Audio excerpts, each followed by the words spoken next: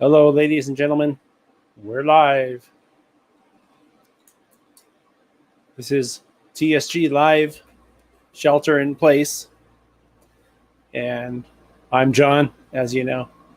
It says so right down here in the picture.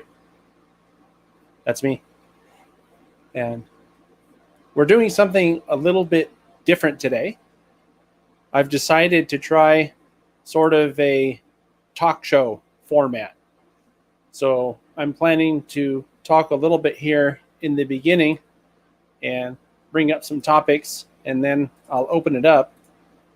And I'm going to put the link of how to call in here in our text chat. As a matter of fact, I'll do that now. And don't call in yet, though, unless you were already invited. Our associate producer can copy that and paste it in later. Associate producer? Yes.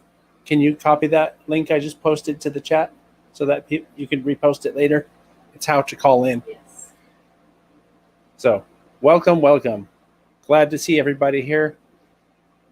And I guess I'll just get started with the things that I have on my list to talk about. I want to just welcome everybody. I see a bunch of people from the TSG train crew on here. John and Dave and everybody. Thanks for tuning in. Being the first time that we're doing this, it may be a little bit of a challenge at times because I'm having to see the people that are trying to call in at the same time as I'm trying to talk to you guys. So we'll just see how that goes. So in case you haven't heard, the area that I live in is basically surrounded by massive wildfires. The one that's just to the west of where I live, I forgot what they call it. It's like the SCU something or other complex, I guess, is a fire that started about a week ago. We had what they call dry lightning strikes here, and it started a fire in the Santa Cruz Mountains, and it's been burning for a week, and essentially the entire mountain range to the west of the Bay Area, almost the entire mountain range, has burned and is still raging pretty much out of control, even though they've been fighting it for like a whole week now. So it's pretty crazy. There's a couple of railroads, one of which has already been demolished by the fire. I've been seeing posts on Facebook about the Swanton Pacific, which is a 19-inch gauge, I guess, miniature railroad that's owned by Cal Poly, the university in San Luis Obispo area. And it was decimated by the fire.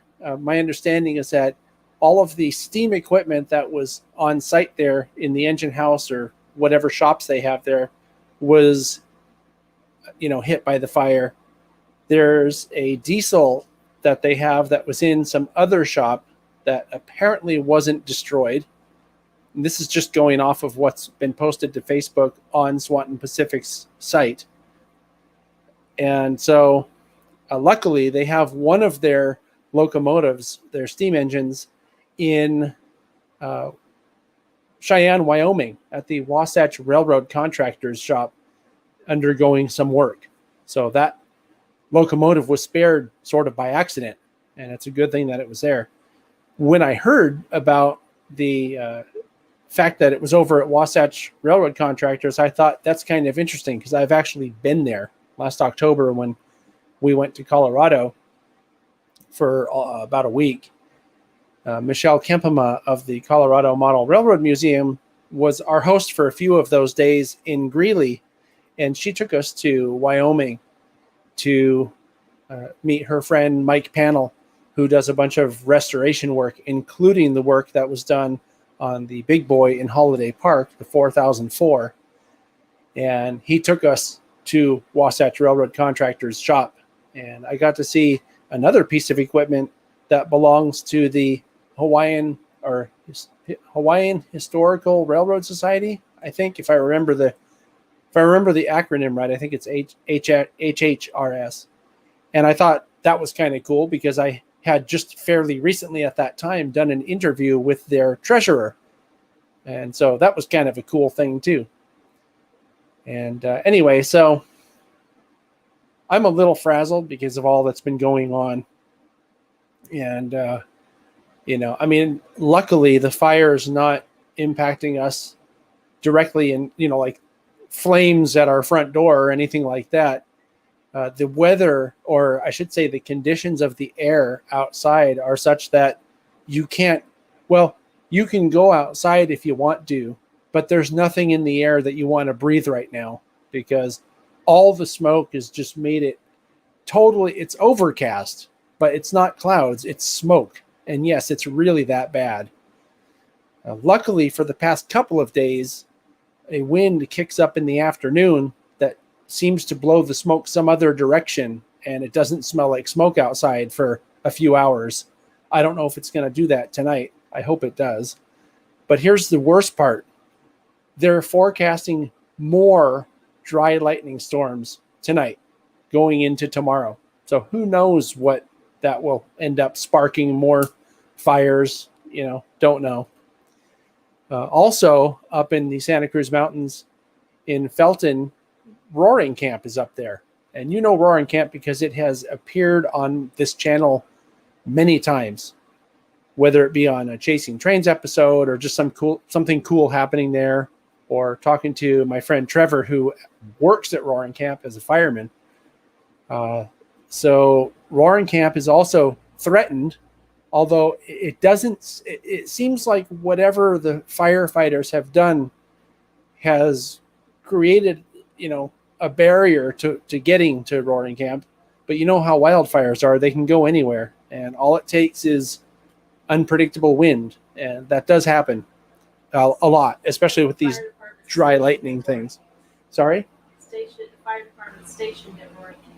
Right. The fire department's using Roaring Camp as a staging yard, was my understanding. So anyway, so that's what's been going on here in the Bay Area. Something else I should mention is this past week, and I'm sure I'll talk about this more on the podcast in about 2 weeks. But this past week, I went out to Niles Canyon, and they also have fires in that area threatening things, including Niles Canyon Railway.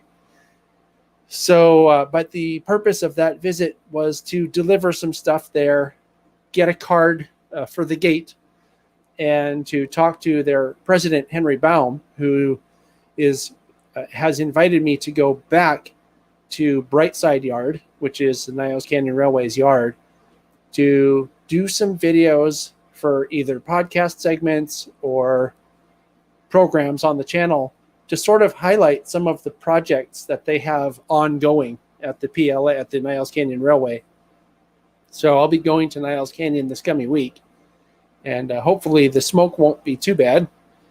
But I mean, we're wearing our masks anyway, because you have to do that around here anyway. And so that should be interesting, and it should provide for some very good content for the channel. And also, the key to that also is that I want to get what they're doing in the spotlight so that people can help, whether it's by volunteering, donating to their projects, or whatever. I think getting the information out there for people to be able to help is always a good thing. So that'll be coming up in upcoming podcasts or just on the channel in upcoming weekends as featured programs. Depends what exactly we cover. One of the projects I'm very interested in covering up there is the Kraus Maffei, the 9010, Southern Pacific 9010, that according to the people that I talked to last week when we were there, it sounds like they're getting pretty close to getting the second prime mover that's been getting worked on in the shop there. It's just sitting outside the locomotive right now, but it's getting close to where they can get it back into the locomotive, which means that the locomotive will be able to run under its own power, which is pretty exciting because it is the only one of its kind in existence in the world today. And to have it there And to have it as an original SP piece is pretty cool, because that's kind of what Niles Canyon Railway is about. It's all about the SP, and they run on a former SP line, as a matter of fact. Part of the original Transcontinental Railroad, as a matter of fact, also. So there's some really cool stuff that takes place up there. And as you know, if you've been watching the channel, the 1744, which is a mogul that they recently acquired, also being worked on up there. So, for restoration, for use on the railroad in the future. Pretty exciting stuff. So the reason why we're here today in this different format and this different platform is because I wanted to try this StreamYard program, because next month we're going to try to resume the TSG Live Crew Lounge. And if you're new to the channel, this is a series that I started about a year ago, where I would get some of my friends, usually 4 guys at a table, on camera live from the Santa Clara Depot, and to talk about various topics, various subjects. And the last one we had planned was in March, and it was supposed to be about narrow gauge. Well, the virus hit and effectively wiped out that possibility for doing that program. So I just recently was made aware of this StreamYard program by my friend Dave, Sparky107107. He's on the chat here. I've seen him popping up on the chat window, which I'm purposely not paying attention to because I don't want to get distracted right now. But he uses StreamYard. And our other friend Vinny, that's BNSF 6951, also uses StreamYard. And when I saw it, I thought, this is pretty cool. And by being able to basically stream a video conference live, I thought, hey, I could use that to restart the Crew Lounge series. So I've invited people and put out the what are you doing? What was this for? I was just waiting. Oh, well, anyway, as I was saying, let me adjust this camera a little. Okay, now I got distracted. What was I saying? Something about the Crew Lounge. Oh, we're going to restart the Crew Lounge next month, starting, and I'll talk about this more on the podcast in a couple of weeks here. So that should be really fun, though. I do want to mention that yesterday, the most recent episode of Model Railroading with Jack Burgess came out here on the channel. It's where, you might remember a couple months ago, we put one out where Jack went around the first deck of his multiple deck layout, pointing out details that he took from photographs that he has of the Yosemite Valley Railroad, but more importantly, talking about how to use photographs like he did on really any layout. You don't even have to have photographs of your particular prototype in order to make something like this apply to your layout. Things like, wheel sets at a roundhouse or at a shop, wheel sets that are just being stored there. You can take that from any railroad and add that to your scenes to make them look realistic. Well, yesterday, the second part of that series of Jack going around his layout with details and showing how he incorporated details from photographs onto his layout, it came out yesterday, part 2. And that's around the top deck. It's a really, really cool, I think, video that will give you a lot of ideas of how you can use photographs to make your scenes more realistic and more plausible. Because, and I don't remember if he really mentioned this specifically, but one of my takeaways from making the program was, it doesn't even matter if you're modeling a specific prototype or not. You can use photographs of real places to make a proto-lance or even a completely freelanced scene look more believable and more plausible. So there's a lot of really good information in there. And if you can take that and adapt it to your own setting and apply it to your layout, I think that you'll benefit from watching that video. Also, I think it was on August 8th, Model Trains Galore Part 3 came out. And this series is something that was suggested to me a long time ago by a friend.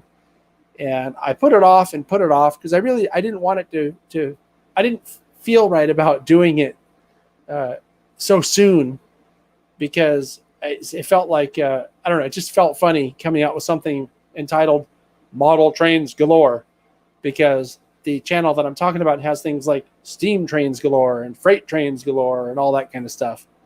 So I felt kind of cheap doing it, but finally, many years later, finally did it. And I've been really, really pleased with how successful the series has been so far. It's just it's a series of run-bys from various layout tours and things like that I've done, or just filming trains when I was somewhere, because everywhere I go, I have a camera, whether it be in the form of a cell phone or whether it be in the form of an actual camera a camcorder. And did you see my kitty? I just noticed when I held this up, you could see my kitty.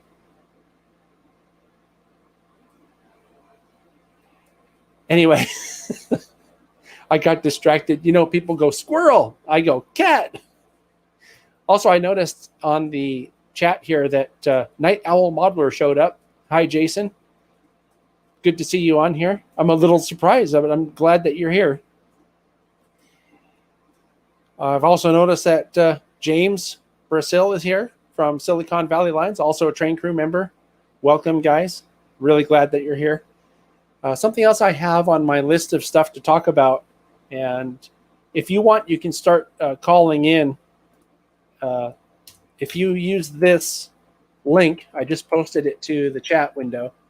If you have a decent upload and you have a webcam and a microphone, you are welcome to call in. It'll take me a minute. I'm going to talk about a couple more things, but I want to have some people on deck here just in case. And the other things that I wanted to talk about real quick, and I'll get to your calls after that. One is to make sure that when you watch the channel, to hit the thumbs up button on, the thumbs up button. Everybody knows what that is, right?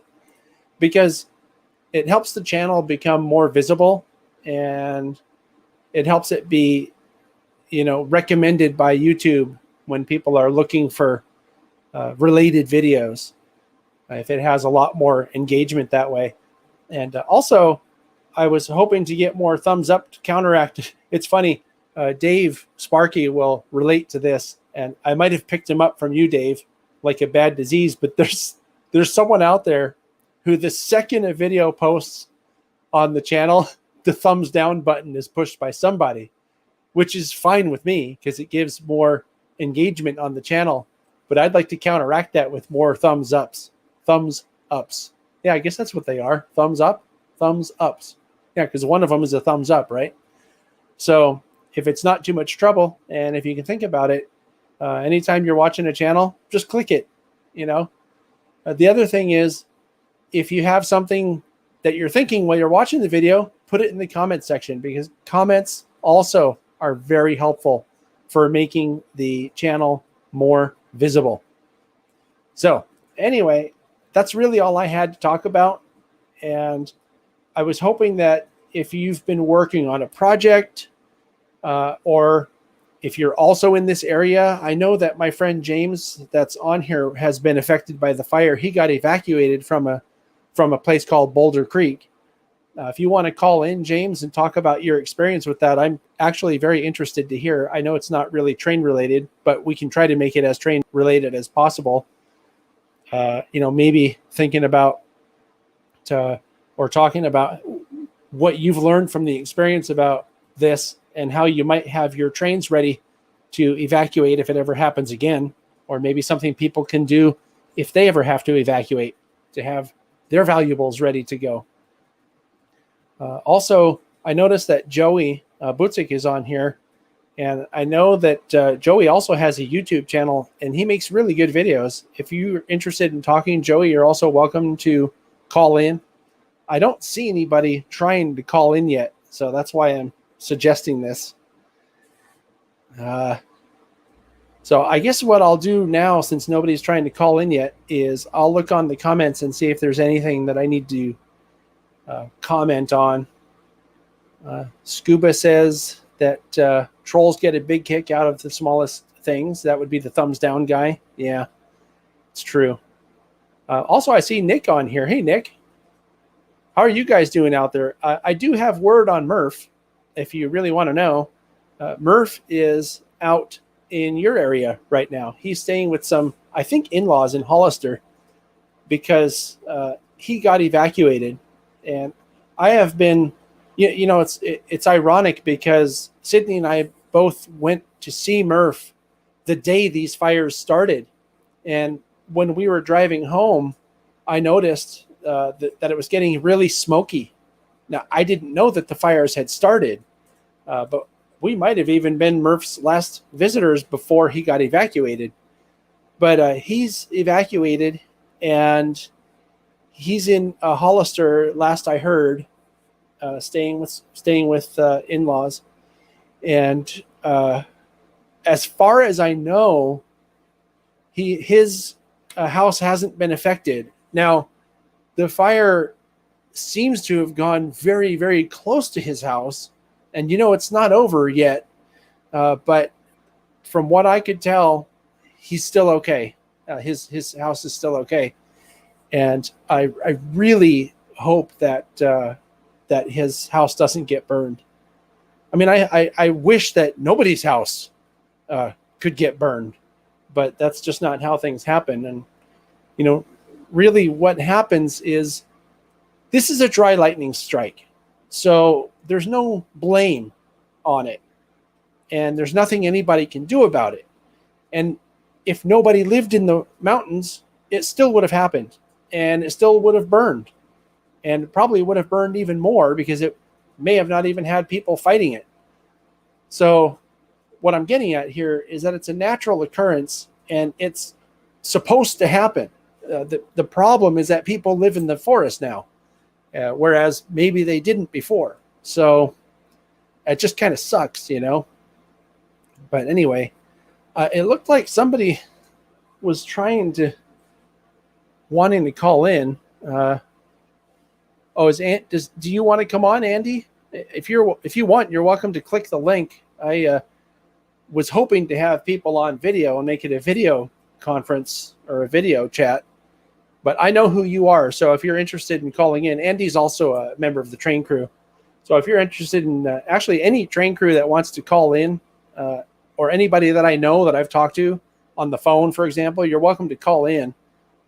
Anybody who I don't know, in that case, I want to have a video so that we can see. That way, we don't have any. I have an admission, a confession to make here. When I was much younger and much more foolish and silly and goofy, I was the guy that crank called the radio shows, the live talk shows. So I'm trying to avoid that if we can. I didn't say I'm proud of it, but I will say that when I listen to those, and I have someone here that can attest to this, when I listen to the recordings we made off of the on-air broadcast signal that came when we used to crank call the radio talk shows, sometimes I laugh so hard that it hurts because they were so funny to us. And it was a real thrill. But hey, you know what? It kept us off the streets at night, as youngsters. And we made all kinds of great calls. Maybe someday I'll do a video about that. Okay. So I'm going back to some of the comments in here. I'm trying to avoid my karma. You got it, Joey.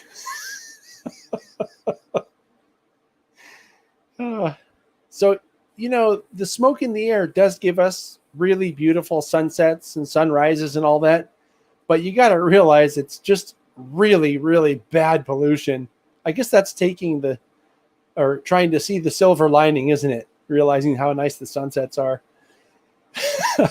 Jerry thinks that karma's going to catch up. Well, it could happen, and if it's a good crank call, I might even laugh. I'll probably laugh no matter what. Oh, Mojave Model Railroad. Yes. If you worked for KGO or any of the Bay Area talk show stations, yes, I am probably the one that you dealt with, or one of them. Oh. So anyway, want to mention here Brad's randomness. Yeah, you can call in live, Brad, if you'd like to. You need to have your video on, though. The link is here.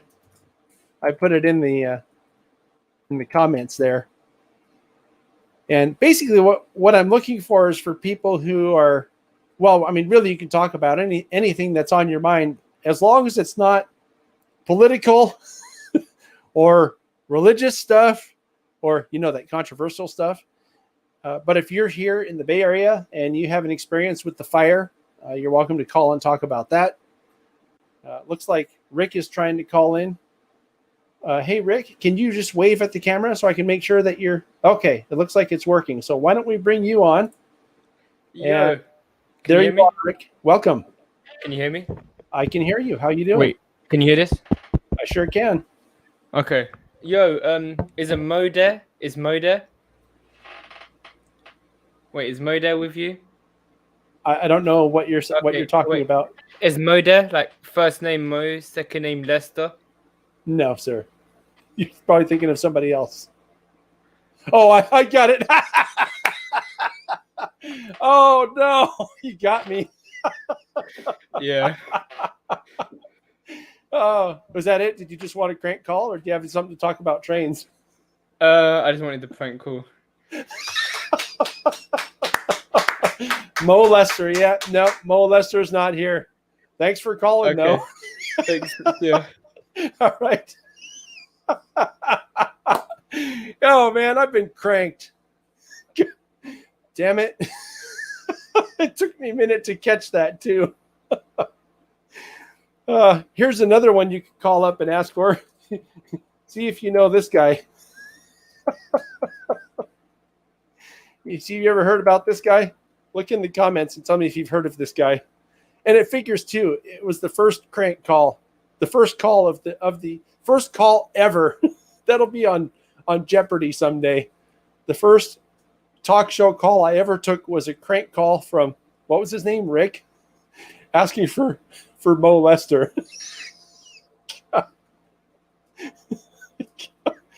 Oh, bastard. Oh, that made my night, though. I need to laugh because all this crap that's been going on with these fires, and it just really sucks. Yeah, that's great. Oh, is that?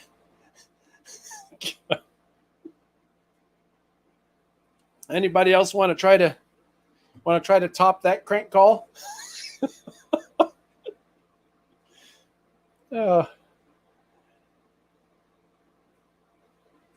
Let's see what this is. Oh, hey, it's Andy.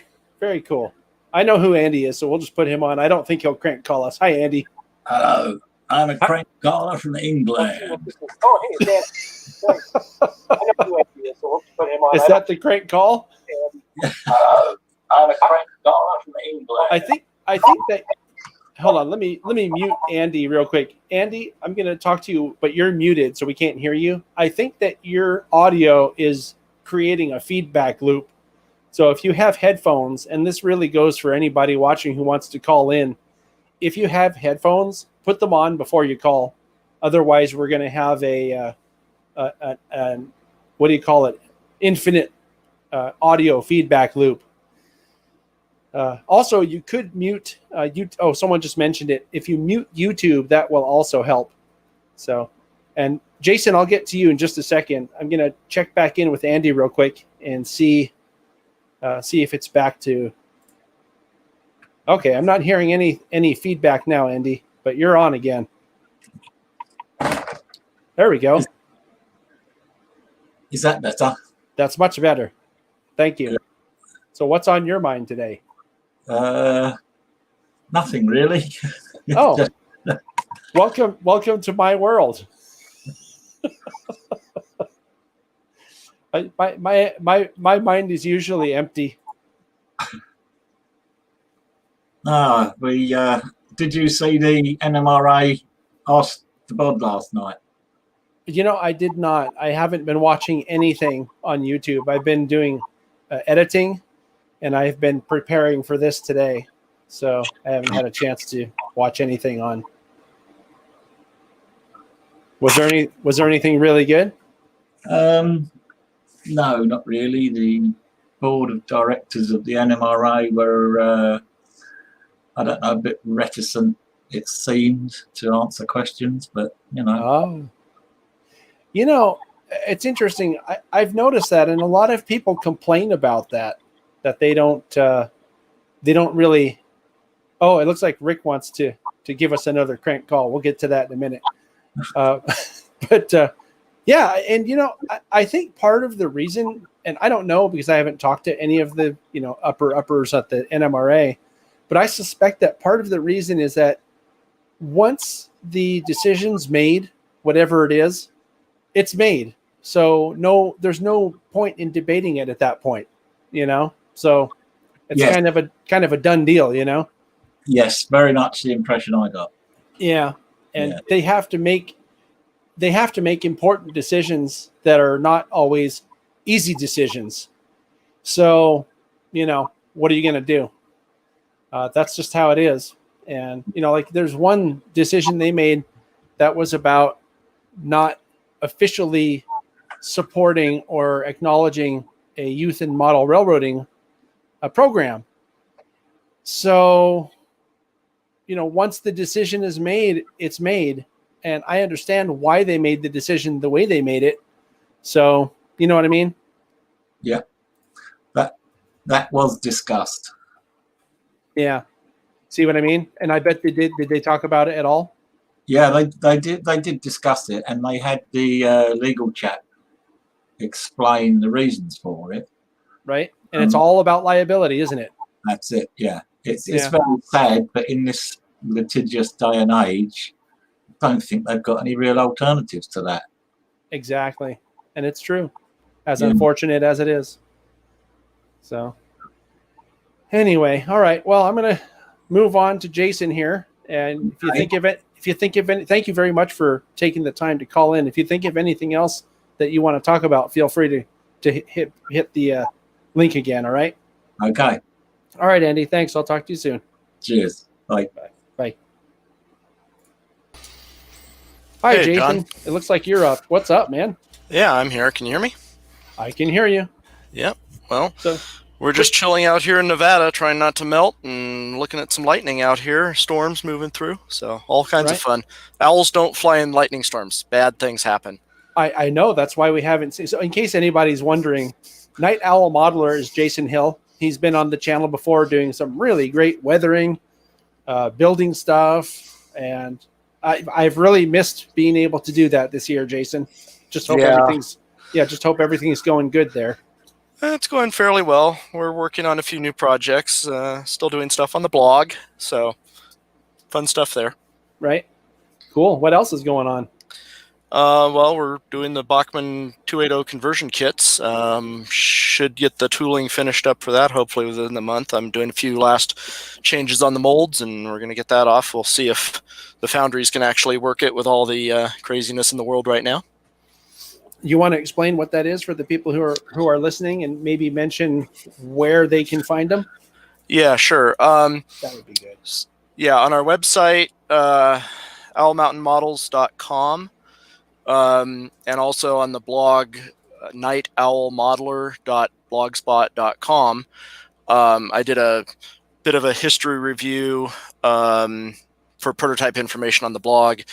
The Owl Mountain website has the information for ordering and so forth like that. Right now we've just finished reservations, but until I actually fire off the order for the brass parts, I think we can squeak anybody else in that's listening to this right now. Basically, Bachmann Spectrums had their Baldwin 280 with USRA tender available for about 20 odd years now. And it's not exactly right for SPs or Harriman standard consolidations. Unfortunately, they've never really offered them as SP models, but a lot of the modelers want to be able to make some, maybe 2 to 4 engines for their home layout, 2-car garage layout, what have you, but not buy brass for $400 odd. So we're going to be doing a conversion kit. The basic conversion kit, $75. That's the planned cost. And it'll be a rebuild kit for the cylinders, the side rods, which is the main rods, and the valve gear, and changing out the domes on the model. So it's basically the hardest parts for somebody to kit bash that is not a manufacturer or has access to the CAD stuff. I've done all the design work for that. So these will basically be drop-in kits to make them look more like an SP engine or UP or Illinois Central. There's a couple of other Harriman or common standard roads that this might work for as well. Very good.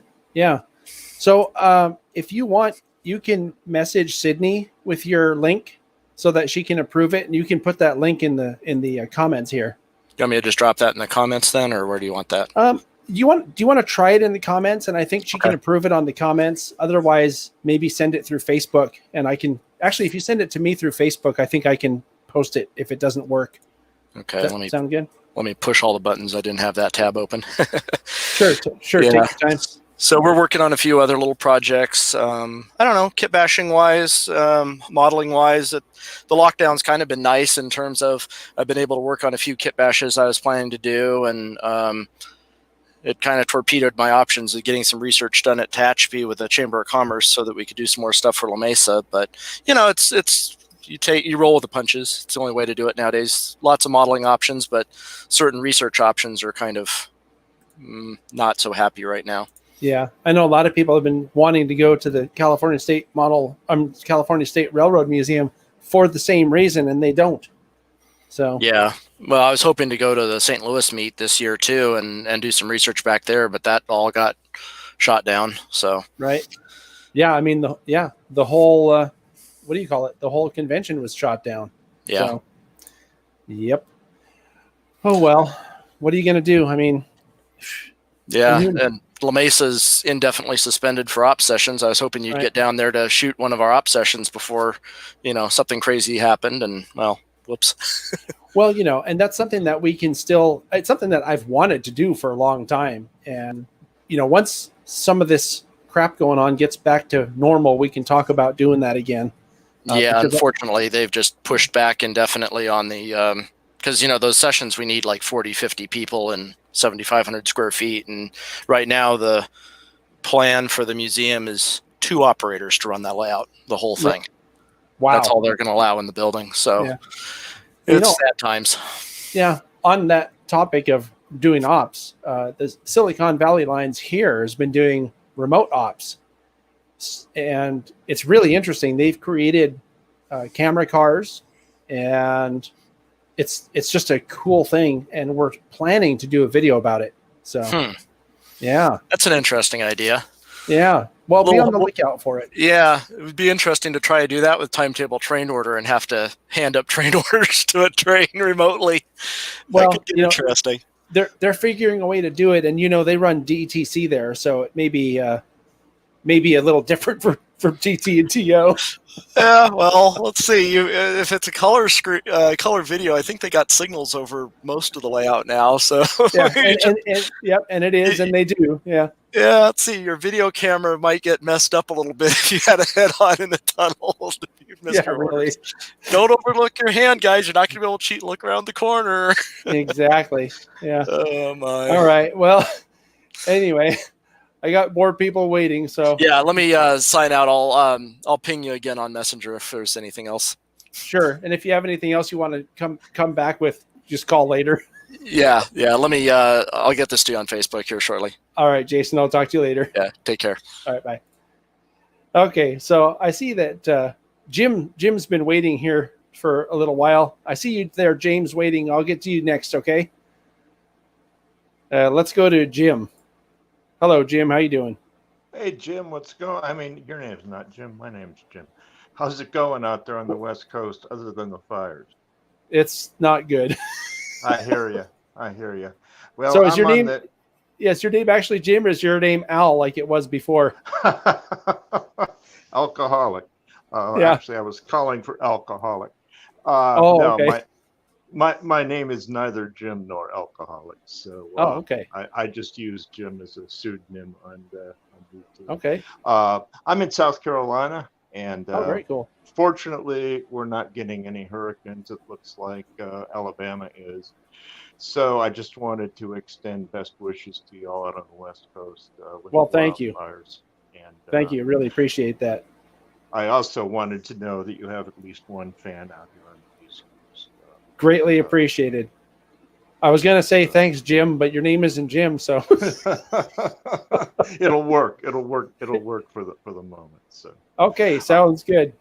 all right, I'm going to let you go. And I also wanted to see how this StreamYard thing worked. It seems to work pretty well, so I'll keep that in mind for the future. Yeah, it's pretty cool. It's pretty cool, and it's pretty easy to use too. Yes, it is. So all right, you take care. We'll talk to you soon. Thank you. Okay, we're going to go to my friend James here in a second. Oops, sorry about that. I added Jim by accident. Okay, going to James. James, what is up? Are you in Santa Cruz still? No, we're in Half Moon Bay at a hotel. I was having issues with the internet for a while there, but I finally got it going by just putting it on my phone. So we'll just skip all of that. So. I'm glad to see you and glad to see that you're okay. I don't know if you want me to tell people, so I'll leave it up to you if you want to tell people about what happened. So I have a little bit about that I can speak about. Sure. The train stuff came up, what was that, Friday night? So 2 nights ago at this point. I don't have a lot of super rare trains, so losing them would not be the worst thing in the world. Like, we're not losing any history or anything like that. But to give a little backstory on, was it Sunday morning at about 3 a.m., we had a lightning storm come through the area of Boulder Creek and Big Basin, which is California's largest, or not largest, but oldest state park, or first, something like that. I can't remember exactly which one. It's historic. Yeah, it's historic. The main building has been there since the 1930s. Anyway, we had lightning strikes and we lost power at about 3 a.m. We decided to get our stuff together just in case we had to leave on Sunday night. So we threw a bunch of clothing together. Not enough, ever. It's never enough. If you think you're going to leave for a while, if you have to leave, or if you're preparing a go bag for escaping a wildfire, throw as much stuff in your bag as you can.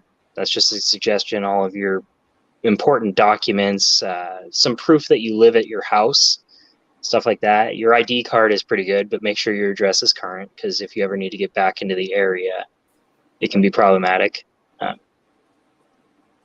Yeah, don't leave anything with the mindset of you'll be back for it. If it's irreplaceable, grab it if you have time. If it's something like the Paradise Fire, go. You are more important than anything else that you have, unfortunately. You may never be back to your house. However, to get back to the context of what's going on, we had to evacuate on Tuesday evening.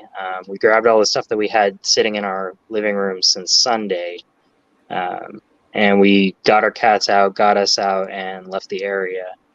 And over Wednesday, things were looking okay for us. Nothing was happening on our neighborhood. And then about Thursday at noon, we started getting reports that houses in our neighborhood were being hit by the fire, and started to hear reports, like confirmed reports, that neighbors were losing their house. The fire basically ran right up to my front door about 15 feet away, and unfortunately took my neighbors' houses. There's only a couple of us that survived on my street. So dealing with that has been a little bit of a head trip, more or less. A little bit of survivor's guilt and all that. However, I did want to speak about the train stuff, because that's important to us. I know we all love our trains for the most part. If you have irreplaceable stuff and you're in fire season and you don't keep it out on your layout, maybe have like a couple of totes or something like that where you can put them in the boxes and then set them in there.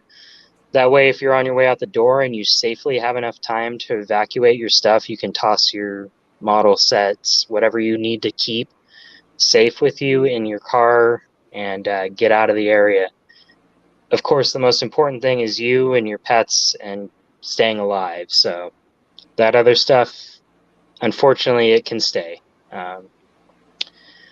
So it's been a kind of traumatic week, to say the least. We all knew it could happen up there. I know Murph and have been talking to him on the side, and I think he's doing okay. I don't have any status on his house or anything, but do have a status on my house, which it survived, and I'm very happy about that one. But we're far from over out here in Boulder Creek.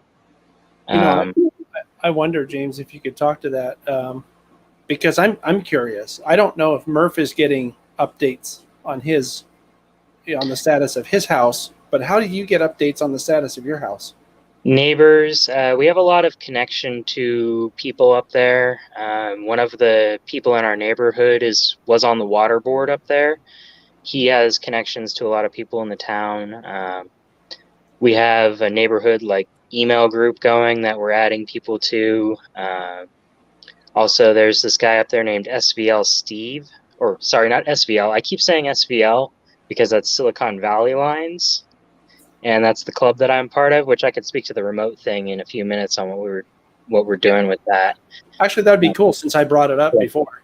Yeah, I heard that, and I was thinking I'll add that to the end.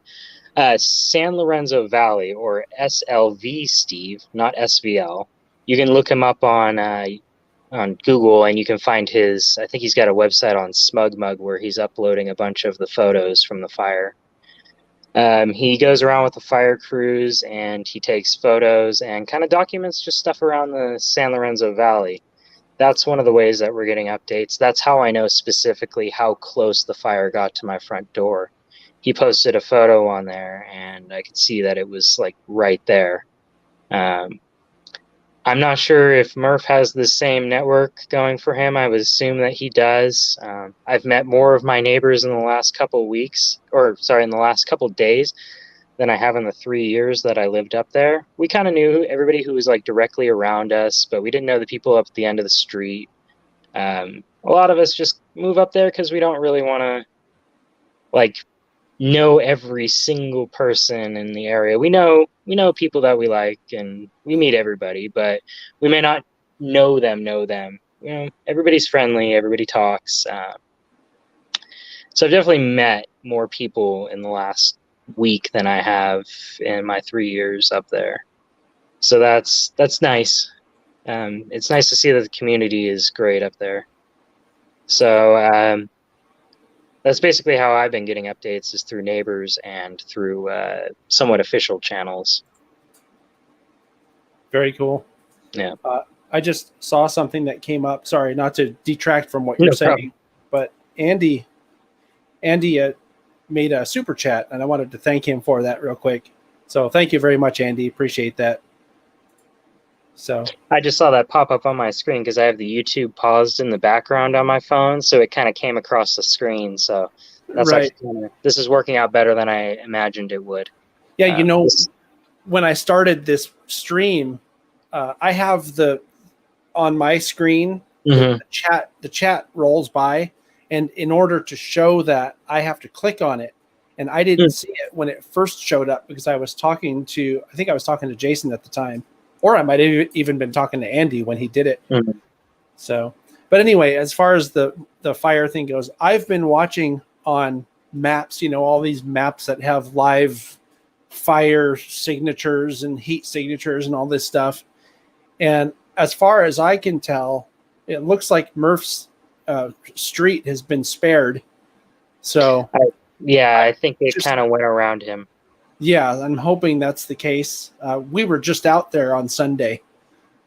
We had some special wine glasses that we gave him that are TSG Train Crew wine glasses, and had a great visit with him and Mo. And who knew that when we were leaving that the whole area is going to be changed the next time we go up there. It's kind of weird to think of it that way, but man, it's just, I don't know. Yeah. I'm at a loss for words, and I'm not even directly affected. I'm glad that you're able to have your head on straight, with all that's going on. The emotions have kind of passed for now.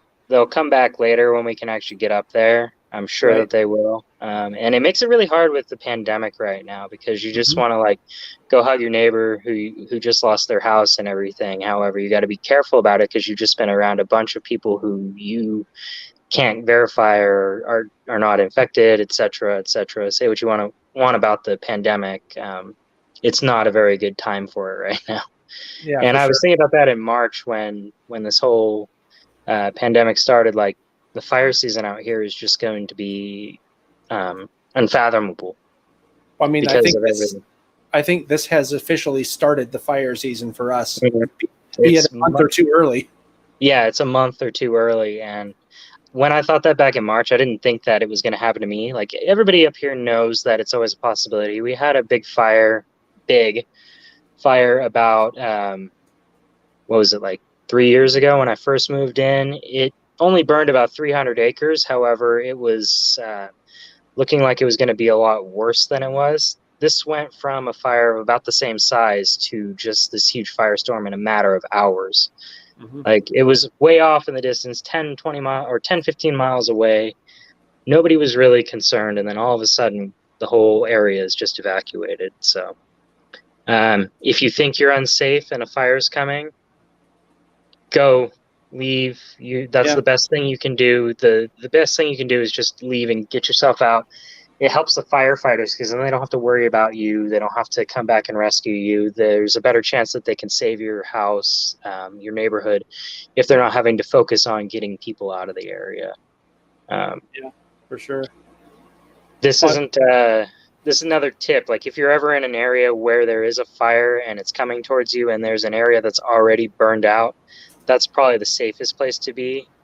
Of course, get away from it as quick as possible. But like if that's your last option, go there. I'm by no means a fire expert or anything like that. But I know that people have been in those situations recently as this week, where they've needed to basically go somewhere that's already been burned for safety. So, Right. Yeah. Well, if there's nothing to burn, you Yeah, can't catch on exactly. fire. So um, it's awful. so yeah, hopefully Murph's all right. Hopefully I'm all right. We'll see in the next coming weeks. And But then did they give you any idea like how long that you'll be displaced? no, not yet. Could be up to September 1st or longer. Wow. Utilities are the next big issue. Our water company up there lost about 5 miles of water line. So it was all above ground because of the earthquake zones. So it was easier to repair for them to be up above ground and less chances of it getting damaged. Unfortunately, the wildfire took it out. So Right. Less chance then of getting damaged except for a fire. yeah, so they kind of had to balance it. I wonder what happens when above ground water supply breaks. It must put out some of the fire, I would think. I mean, there must be something good in it. That's what I was hoping, that the fire that unleashed 45 or 4.5 million gallons of water, I'm hoping that the fire that unleashed it was put out. Right. So Yeah, that's Yeah. pretty crazy. Something I Yeah. want to mention just real quick, and then I want to talk to you about that remote operating thing. A couple things. First off, the reason for the people watching who don't know you, the reason I'm talking to James this long is because he was affected directly by the fire and is a friend and also a train crew member for the past year and a half or something. Thank you very much. Mhm. And also is a member at the club that I did a layout tour on 2.5, 3 years ago called Silicon Valley Lines. As a matter of fact, I think you told me that you went to Silicon Valley Lines and became a member based on that layout tour, right? That's correct. Yeah, that's how I found them and decided to join that club because it seemed like exactly what I wanted to do. Cool. So maybe talk a little bit about the remote ops, because I've been in contact. I don't know if you noticed or knew about this, but Bernard has been going hiking with us when we're able to hike before the fire. And we've been talking about doing probably a model railroading 101 video about the remote ops that you guys have been doing at Silicon Valley Lines. So maybe you could talk a little bit, and probably don't want to get too technical because I know you're into the technical aspect of it, just to explain what it is. Because I mean, at least for me, just the idea that Murph could be sitting up in his house in Boulder Creek and be dispatching the layout that's down in San Jose, which is 20, 30, 40 miles away. And the fact that you really could be anywhere in the world with a connection and dispatching the layout, I think is pretty cool. So first and foremost, Silicon Valley Lines is a operating layout. Our main focus is on operations. We try to keep our layout operating from January, about mid-January, to our winter shutdown session for maintenance in December. So during that whole time, we try to keep the main line and the sidings as much as possible open and free for people to use, either members or visitors with member access. Every Friday night, or not every Friday night, sorry. Every last Friday of the month, we have a group ops session, which is where the remote ops comes in here in a moment. We have an operating session where we would all get together and just operate for like 4 hours or so. And it was a good time. We'd all get together. But now that we can't do that safely, we've had to figure out how to transition to remote ops. And if you're interested in the technical side of that, we wrote up an article, and it's on siliconvalleylines.com. I think it's probably the top post right now. That's got all the tech stuff in it. I won't go into that because it's quite a lot, and it took a bit of time to figure out how to do it. You were involved. You were involved very directly with it too, weren't you? Yeah, I didn't write any of the code, but I figured out how to get the streaming service stuff together for it, and that goes on what we're calling like the cab cams, more or less. So basically, it's just a Raspberry Pi, a battery pack, and a camera that we're basically rubber banding to a flat car right now. And what that does is it streams to a URL on our internal network, and then somebody who's there, generally Bernard, our club president, he has a laptop there, and that will stream into Google Meet, which we use for our club meetings now. We have a club meeting every Friday generally, and then ops sessions once a week or once a month. So he streams that into Google Meet, and then somebody with a phone at home with Engine Driver or one of the computer-based ones, or Y-Throttle on the iPhone, I think? Yeah, Y-Throttle. Y-Throttle, we have a VPN setup that allows us to connect into the club's JMRI server and use those throttle apps. And we look at the Google Meet on the computer, and we can see exactly where we're going. The quality isn't the greatest. We're trying to polish a lot of this and get the quality and the coloring better. We're kind of at a pause point right now because we've been doing other stuff with the club for the upcoming NMRA convention next year. However, we're going to start working on this a little bit more to polish it so that we can have up to like 4 remote operators. And we're trying to do like through trains from one yard to the next, stuff that doesn't really require switching. So you'll come up, and we have a yard called Bayshore Yard. It's at the south end of our layout. And you'll basically traverse the layout, go through our helix midway through, and then come to the yards. If we have a yard master there, we generally have 1 or 2 people there.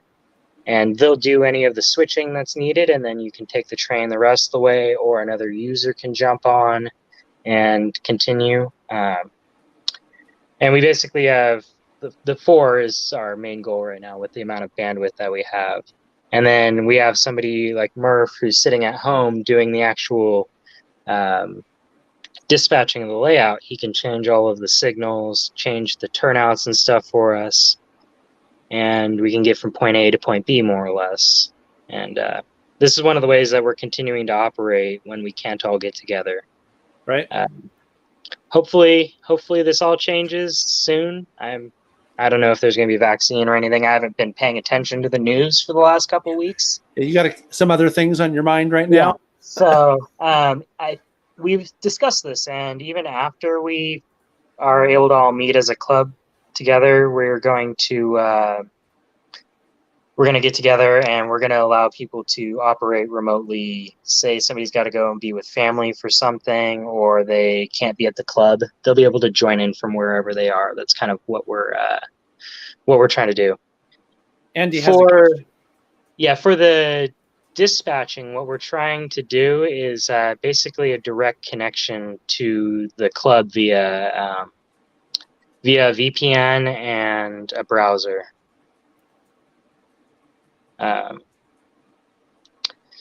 Sorry, distracted for a moment. I was going to say that it's all Greek to me. VPN, Yeah. GPS, I don't know. Yeah, BS, I don't know what it is. BFD. Yeah, if you want to look at any more of the technical stuff, you can go to siliconvalleylines.com and you can check out our posts. We have a couple more coming. We got to finish writing those up. I've been a bit distracted over the last week, unfortunately, for multiple reasons. So once we get the other half of that project up, we can post it to our website. Yeah. Do you have a link to a tech video that you're talking about? I don't think we've done a video yet. We're in the planning stage of that. I think it's probably the one that we're doing together, if I'm not mistaken. Okay, yeah, I think that might be it. Because I think the idea is that I've talked to Bernard about is to make it in some like a clinic form, so that it can be used as one of the clinics for 2021 in case it ends up having to go virtual for virus reasons. Yeah. So, but no, it's really cool. Didn't you also build some of those camera cars or something? Yeah. One of them, or Yeah. I built one of them, and I actually stuck it inside of a dummy locomotive.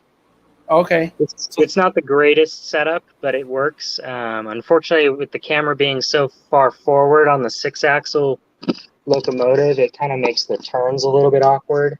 Right. So we're going to eventually order a better camera that's got a wider field of view to see if that fixes it. But right now, most of our camera cars are stuck on flat cars with basically like a custom-made sled made out of styrene that holds the camera back towards the center of the car a little bit. Right. Because that gives the best field of view when you're going around the corners. I noticed that was one of the comments that I made when I was the guest on the live stream. So very cool. Yeah. All right. Well, hey, I don't know if do you have anything else that you want to talk about before we go? Okay. Not at the moment. Thank you very much for taking the time to tune in and call in. And, what can you say to someone who's in your position right now? Just, I'm hoping for the best. I got both of my fingers crossed and all my toes too. Yeah. Thank you very much. And I thank you for checking in, and sorry if I rambled on there for a bit. Putting together my thoughts on this stuff can be a little bit trying at times. Because there's so much, like, as we're talking, I start thinking about little things here and there as like what I'm glad survived, or like, what had happened if things had gone worse. We're not out of the woods out here yet. I was going to say that. Also, if anybody wants to donate to any of the firefighters, either here or in Colorado, you can look up the where is being affected and see if they have like a volunteer fire department, and you can look at donating directly to them. Like my local fire department is a volunteer fire department.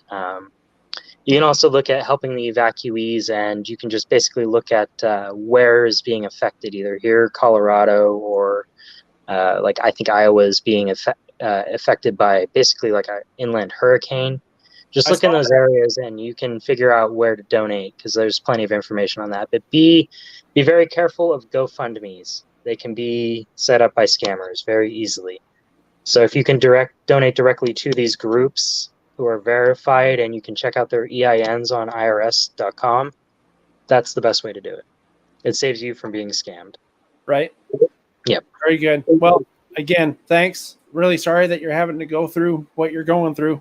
And if you guys need anything, you just, I don't know what we can do, but if you need anything, let me know. All right. I appreciate it. Thank you very much. And thank you for having me on the show. Thanks for calling. You're welcome. All right. Okay, folks. Oh, James started talking again. No problem. I'll be back on the regular chat in a moment. Okay. Thanks, James. All right. I saw his mouth moving on the little window down here. So that was James. it's weird, to have someone that directly affected and to know others, and it's a pretty major disaster. I mean, I can't think of a disaster in the Bay Area that we've had on this kind of scale since probably the massive earthquake we had back in, when was that? When was that earthquake? 92, 91? When was the Loma Prieta earthquake? 89. Oh, it was 89. That's what it was. 1989. So, I mean, this is the same kind of natural disaster, and usually California's only natural disasters, and when I say usually, I'm talking any time prior to 10 or 15 years ago, our natural disasters were really limited mostly to earthquakes. But we've had, 20 or 25 straight years of very bad drought, which means that everything in the state, especially in the hot months, in the summer months, is a tinderbox. So it doesn't take much. I mean, you can almost just look at something and it will start it on fire. That's how easy it is for it to start on fire. So when a fire like this does start, all that fuel just goes up really fast, and it's really hot, and it's really hard to put out. So we've been dealing with wildfires now for consistently, probably for the past 15 years or so. And Jason Hill was talking in the chat here. I saw it scroll by when I was talking to James. He was talking about the fires in San Diego. And I remember the fires in San Diego. I remember there were fires in the Los Angeles area too. Because one of those years, I think it was 2012 or so, 2013 maybe, I had to fly to San Diego for a business trip. And I remember seeing nothing but smoke and fires from the airplane. It was just crazy. So, yeah. And I think what James was talking about making donations directly is probably a good idea. Something else that's really surprising to me, and I think pretty despicable, is that there are people going into these dangerous fire-stricken areas to loot people's houses, which is just, I can't even imagine being that desperate to do something like that. That's just crazy. Jeffrey Pardue, yes, it was 1989. And I still remember what I was doing when that happened. As a matter of fact, I was sitting in my bedroom with my top secret producer here when the shaking started. And just as a natural reaction to having lived in California my entire life, I got up from what I was doing and we stood in the doorway, under the door jamb, which is supposedly, or that was what we were told at the time, supposed to be one of the safest spots to go in an earthquake. So as we're standing in the doorway, I watched a wave of motion go through the house. It was just crazy. And we were only about probably 12 or 15 miles away from the epicenter of that. I think it was a 6.9 or something earthquake. I was pretty crazy. I see John Wicked Seafood saying that he was sitting on the toilet when the earthquake. He probably thought it was something like, oh no, I had too much Taco Bell today when that happened. Anyway, I'm going to put the link to the call in if you want to call in and say something, if something is on your mind. We also just got this. Look at this, James. You're going to need that for helping your neighbors rebuild. But thank you very, very much. All your support is really appreciated. What can I say? It's just, thank you very, very much. If you'd like to join me on the live stream here, hit that link that I posted. I think Sparky just posted it too. Otherwise, I'm out of things to talk about. And other than, I saw that there was some talk going on on the video chat here about the video that I did with Adam Pinales about insurance for your railroad, your model railroad. I think that it would be worth going to check that out, because Adam dealt with a flood in his basement, which destroyed his entire N-scale collection. And he basically, in this video, it's a kind of in the form of a video, like an interview. And in the video, he talks about his experience in recovering from insurance and recovering from that experience, because that's also, a disaster. So that's a good one. Something I would suggest to do is make a video of your collection and upload it as an unlisted or private video to YouTube, so that you have documentation of what your collection is. And if you make it private or unlisted, nobody else can see it. So you're not advertising for people who want to rob you, for example. So anyway. Oh, this is interesting. So Joey, you had a basement flood too, huh? Do you want to talk about it? You can come on here and talk about it, and you can plug your channel if you want. This is like doing radio shows. This is where they would go to a commercial. So the guy ran out of stuff to talk. Oh, there you go. That's another good one, James. Video it and email the video to yourself.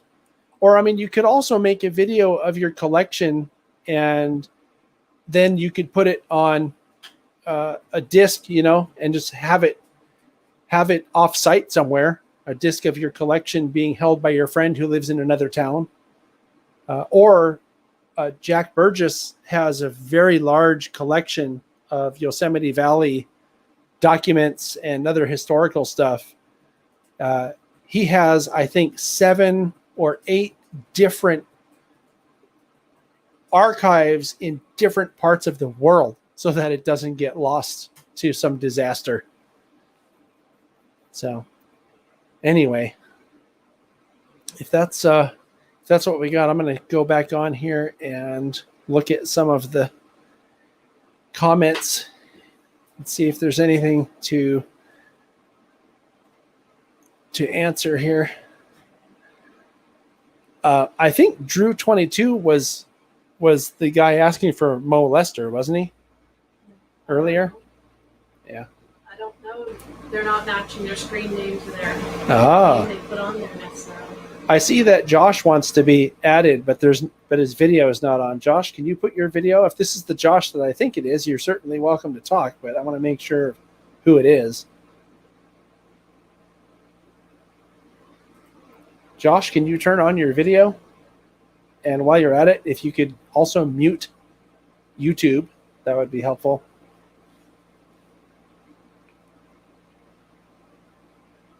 Anyway. Yeah, I remember Sparky had a flood too. Although, Sparky, I don't think you had as good of luck on your flood as Adam had with his insurance company. Because Adam had a very good insurance company that actually took care of him. Okay, that wasn't you, Drew? Okay. So, yeah, anyway. Well, if there's...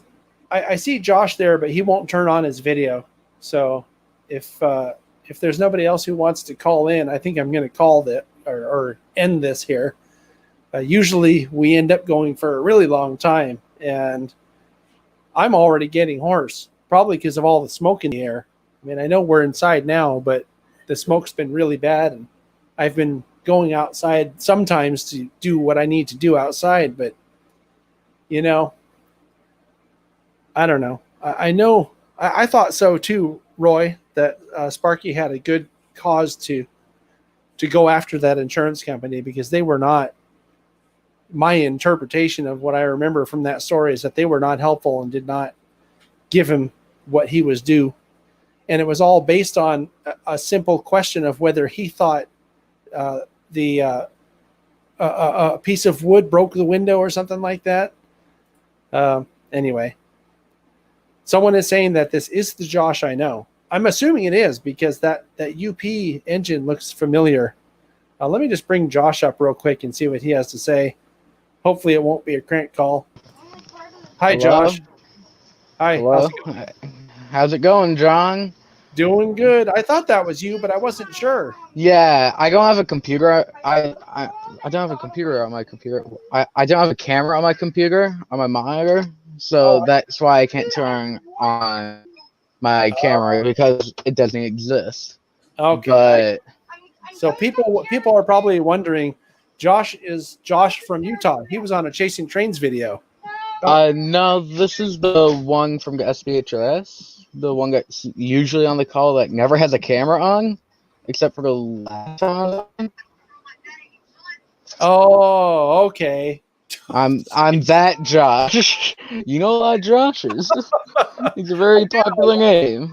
I do know a lot of Joshes. Okay. Yeah. And by the way, this UP unit was taking Manteca. There's a photo taking Manteca. Okay, very cool. So what's on your mind, Josh? I'm just praying to God I don't get evacuated because right now I'm in the red zone and Gilroy just got a mandatory evacuation. Okay. And my dad lives there. Uh-huh. So he's evacuated, and I really don't want to take the time to pack up my models because I'm lazy. You can pack them up now so that if you get evacuated, they're ready to go. Yeah, I might actually do that. Yeah, but I'll probably prioritize my rivet counters over everything else. Yeah. Well, there's a lot of background noise. It's making it hard to hear you on the call. Oh, yeah. Yeah, my brother in the back. Let me see if I could do some sort of... is this better? I turned down my mic volume. Can you hear my voice better now? Yeah, I'm still hearing something. Oh, yeah, he won't... I tried to get him to turn off the TV volume, but it's just like, no. Okay. I don't want to argue with him. Probably chances are that I'll be doing another live thing like this. Maybe he'll be off next time. So, yeah, maybe. Yeah. But thanks for calling, though. Yeah. All right. Take care. Take care. Bye. So it looks like Jason was asking a question in the chat about people doing kit bashing and doing customizing on their models.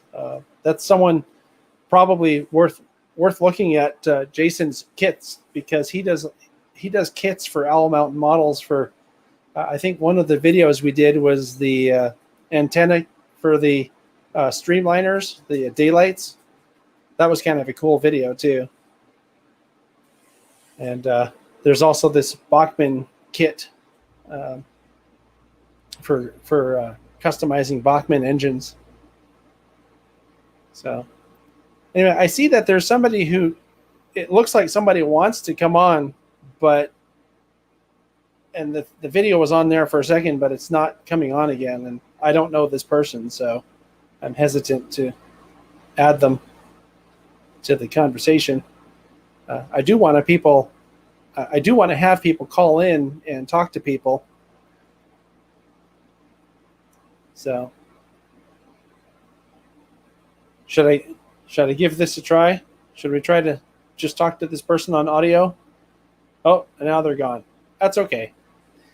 All right, well, I think I'm going to wrap this up, guys. I do want to thank you for taking the time to come on here and be part of the first ever call-in, I guess, live stream. Next month, we're going back to the... Thanks, Jason. I appreciate that. Next month, we're going to go back to the format of... Oh, it looks like Dave's coming on. Let me get Dave on here real quick because he's somebody I do know. Oh, there he is. Oh, you got to mute your YouTube, guy. Next one. I don't know where my YouTube is. While you're doing that, I want to thank Roy, Container. Roy's part of the train crew, and thank you very much, Roy. Your support is greatly appreciated. What's on your mind, sir? Wow, there we go. Is this better? You think I'm new at this or something? Well, it's good, but I can see you. That's the bad part. I can fix that. You know that. There you go. No, people were just talking about floods and other things, and you did bring up that insurance company, and I'm still with the same insurance company. Oh, And no way. there's just not a fruit fly. Sorry. There is ways to change with them, but I figure with insurance companies, and I know I did watch your video on the other guy with his flood and stuff like that. He had a good insurance company, but I just kind of look at it as all insurance companies are going to kind of screw you. So why pay anybody else? So, Well, I guess, I mean, if you have a choice, you could try somebody else and make sure that, you know, that they know what's what before, I don't know. yeah, no, What am I going to tell you? I mean, you're right, though. Insurance companies, well, I don't know. Maybe Canadian insurance companies are different from U.S. insurance companies. Is that Amy? sorry, had to stop the door real quick. I want to thank Andy for another super chat there. What I was going to say, Dave, is I don't know if insurance companies are the same in Canada. They might be different, because I know you guys do a lot of things differently from what we do here in the States. But in the States, they make money if they deny your claim. So, yeah, they have I think their default position is to deny anything that they can, because it helps their profitability. So, and just to kind of set the record, as that story goes, like when I come home, my basement was flooding, the sump pump's going off, and I got a 2-inch tube emptying my basement, and it was just pouring out full blast. So I knew it wasn't going to be good. But I called the insurance broker. They sent somebody over to investigate what's ever going on, and the guy writes everything down. Like, this is the only thing I'm really going to say about insurance companies and everything else to start with.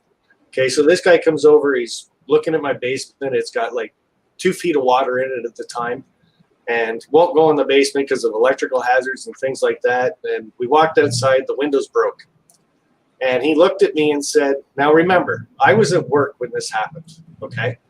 And he looks at me and says, how do you think the window broke?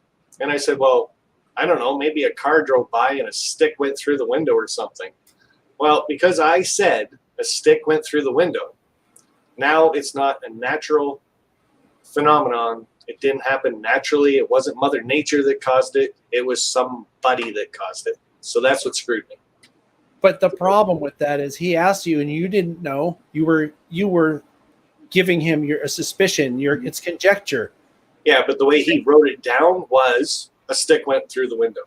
Yeah, that's just raw. It's like he was trying to get you to say something. Yeah, and my insurance company did send me 2 letters after that, and both those letters stated that we have the proof. What you said, you want to take us to court for this, go ahead.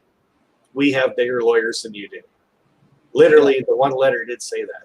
That would have been the last time I paid them a penny myself. But, that's up to you. No, I should be changing. I just don't have the time to be doing that. And like I said, I think all insurance companies are just going to screw you anyway. So, yeah.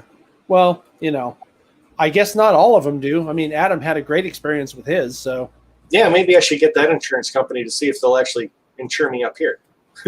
Yeah, and I don't even know. I did not ask him who it was, but I'm sure if you want me to find out, I could ask him. I'm sure he'd tell me. I'm sure there is better ones up here. Like I said, I haven't taken the time to investigate. Yeah. And when you go through a broker also, you think they're giving you the best deal possible. And I've told them I wanted to switch about 4 or 5 times now, and they keep coming back saying, no, this is the best one you're ever going to get. So it's more like that. If you're told you're stupid so many times, you're going to believe that you're stupid. So, you know what I mean? Yeah. So I kind of wanted to come on here and kind of go through that bit of a story and not clarify nothing, but Roy mentioned something about the flood started me on YouTube. And basically that is what started my YouTube channel. And going from there, and the community that is behind it is one of the best communities anybody can be part of. So, yeah. Well, I'll tell you something. I mean, that's kind of how we know each other, although I knew who you were before the flood because you had already been commenting on my videos for probably a good year or 2 before that. that's how when I heard about the flood, I was like, oh well, we got to do something for this guy. Yeah, that's back when you had like 1,500 subscribers. You were just a little guy. Well, I'm still just a little guy. Yeah, we both are. I don't know, I'm about 6 feet tall. Maybe that's not little. Yeah, for sure. But we were tall enough for the Starlight to see us when it drove by that power plant there. You like that story, don't you? I do. Yeah, I do. Oh, I So still got that one right here just for you. Every time you bring it up, I can just put that on for you. So in case anybody watching doesn't know, or you don't remember, or maybe you think you know Dave, but you're not sure. Yeah, he was on Chasing Trains last year. 2 episodes. Yeah. Raggedy Andy looking, you know what I say. Yeah. My thing with my channel is like just doing wigs and having fun with it and stuff like that. So Yeah. yeah. So hopefully you got somebody else down in the basement, because No, there's no one else. It's okay. Look, come on, guys. I always end up going for like 2 or 3 hours on these things. It would be nice to have an easy time this time and be off in only an hour and a half. Oh, there you go.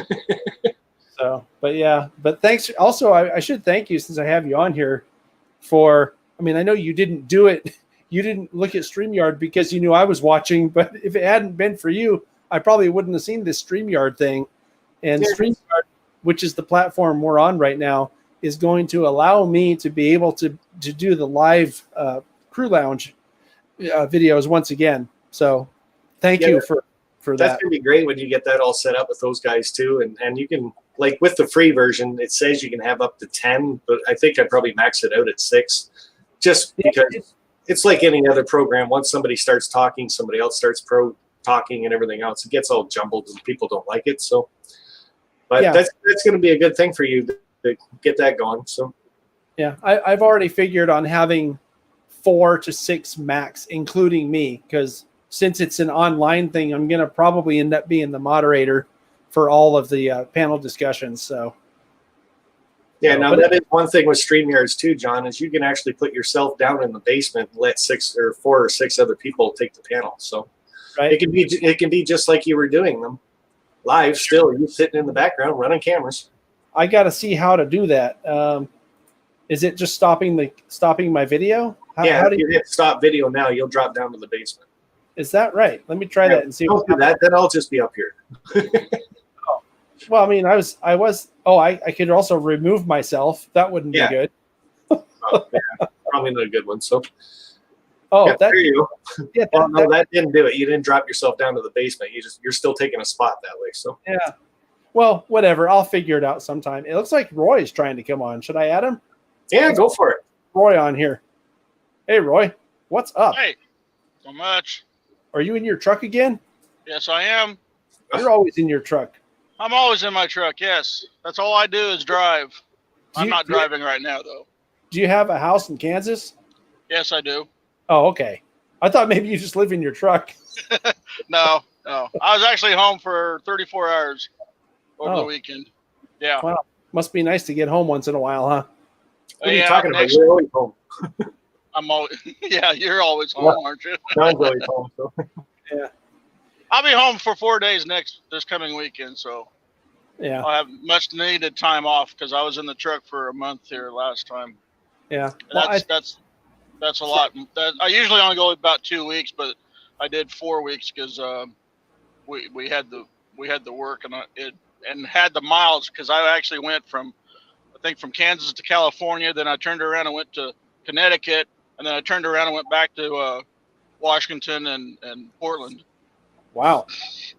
Well, yeah. I think it's worth mentioning, and I don't know how many people say this to you, Roy, but there's a lot of truck drivers, and you guys are what's keeping the country going during this coronavirus. All transportation infrastructure, and truckers are a big part of that. So thanks for what you're doing. I mean, I know you do it for a living, and you do it in order to make a living, but without you guys, it would be a lot harder for everybody else. So yeah, greatly appreciate that. And now I just wanted to say, James Brazil, if you want to come up here, that's great. We can always test this thing. John, the way you do it, and do it with me now, is just go over to my picture and you click on it, remove, and I'll go back down to the basement. Yeah, so if I remove, you do it for yourself. No, you could. Okay. Yeah, I You was could just leave them up. I was gonna say, if you want to take me down now, I'll go back over to watching the chat and stuff like that. So, okay. Thanks, Dave. I'll talk to you later. all right, nice being on. Thanks, bud. Uh-oh, it's just us, Roy. Well, that's the only bad thing with me. I can't see the chat unless I go into the chat feature, and then I kind of, I guess you can. Am I still moving around right now? You are, yeah. Okay. Well, I can't. It's faded, or it's in the background of the chat, so that's the only way I can read chat from my phone. Oh, okay. But most of the time when I am on somebody's panel, I'm usually driving, and then people are talking to me, telling me who's in the chat and who's making comments and stuff and what they're saying. So, I see. But that's the way I work StreamYards. So yeah. Well, there's a bunch of people in the chat window talking about, how they're grateful for truckers doing what they're doing. So it's good. Mm-hmm. There are some people, I think, Andy is saying truck drivers are the best with some bias. So you must do it looks like I have a lot of bias against four-wheelers. Oh, I bet. Yeah. When you've had, tell us about since I got you on here, tell us about your worst close call that you've ever had. Before you think about that for a second, before you do, I just want to thank Mojave Model Railroad for the super chat. Really greatly appreciate that. Thank you very much. And that goes for everybody who's done a super chat here today. Thank you, guys. I actually haven't had.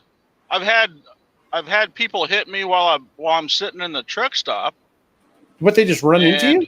Yeah, I'm sitting on the end. Never park if anybody's a truck driver. Never park on the end of the lot or end of the row because people will come by and cut you off. Yeah. No, I can't say any accidents on the road except for deers committing suicide and birds committing suicide. Yeah.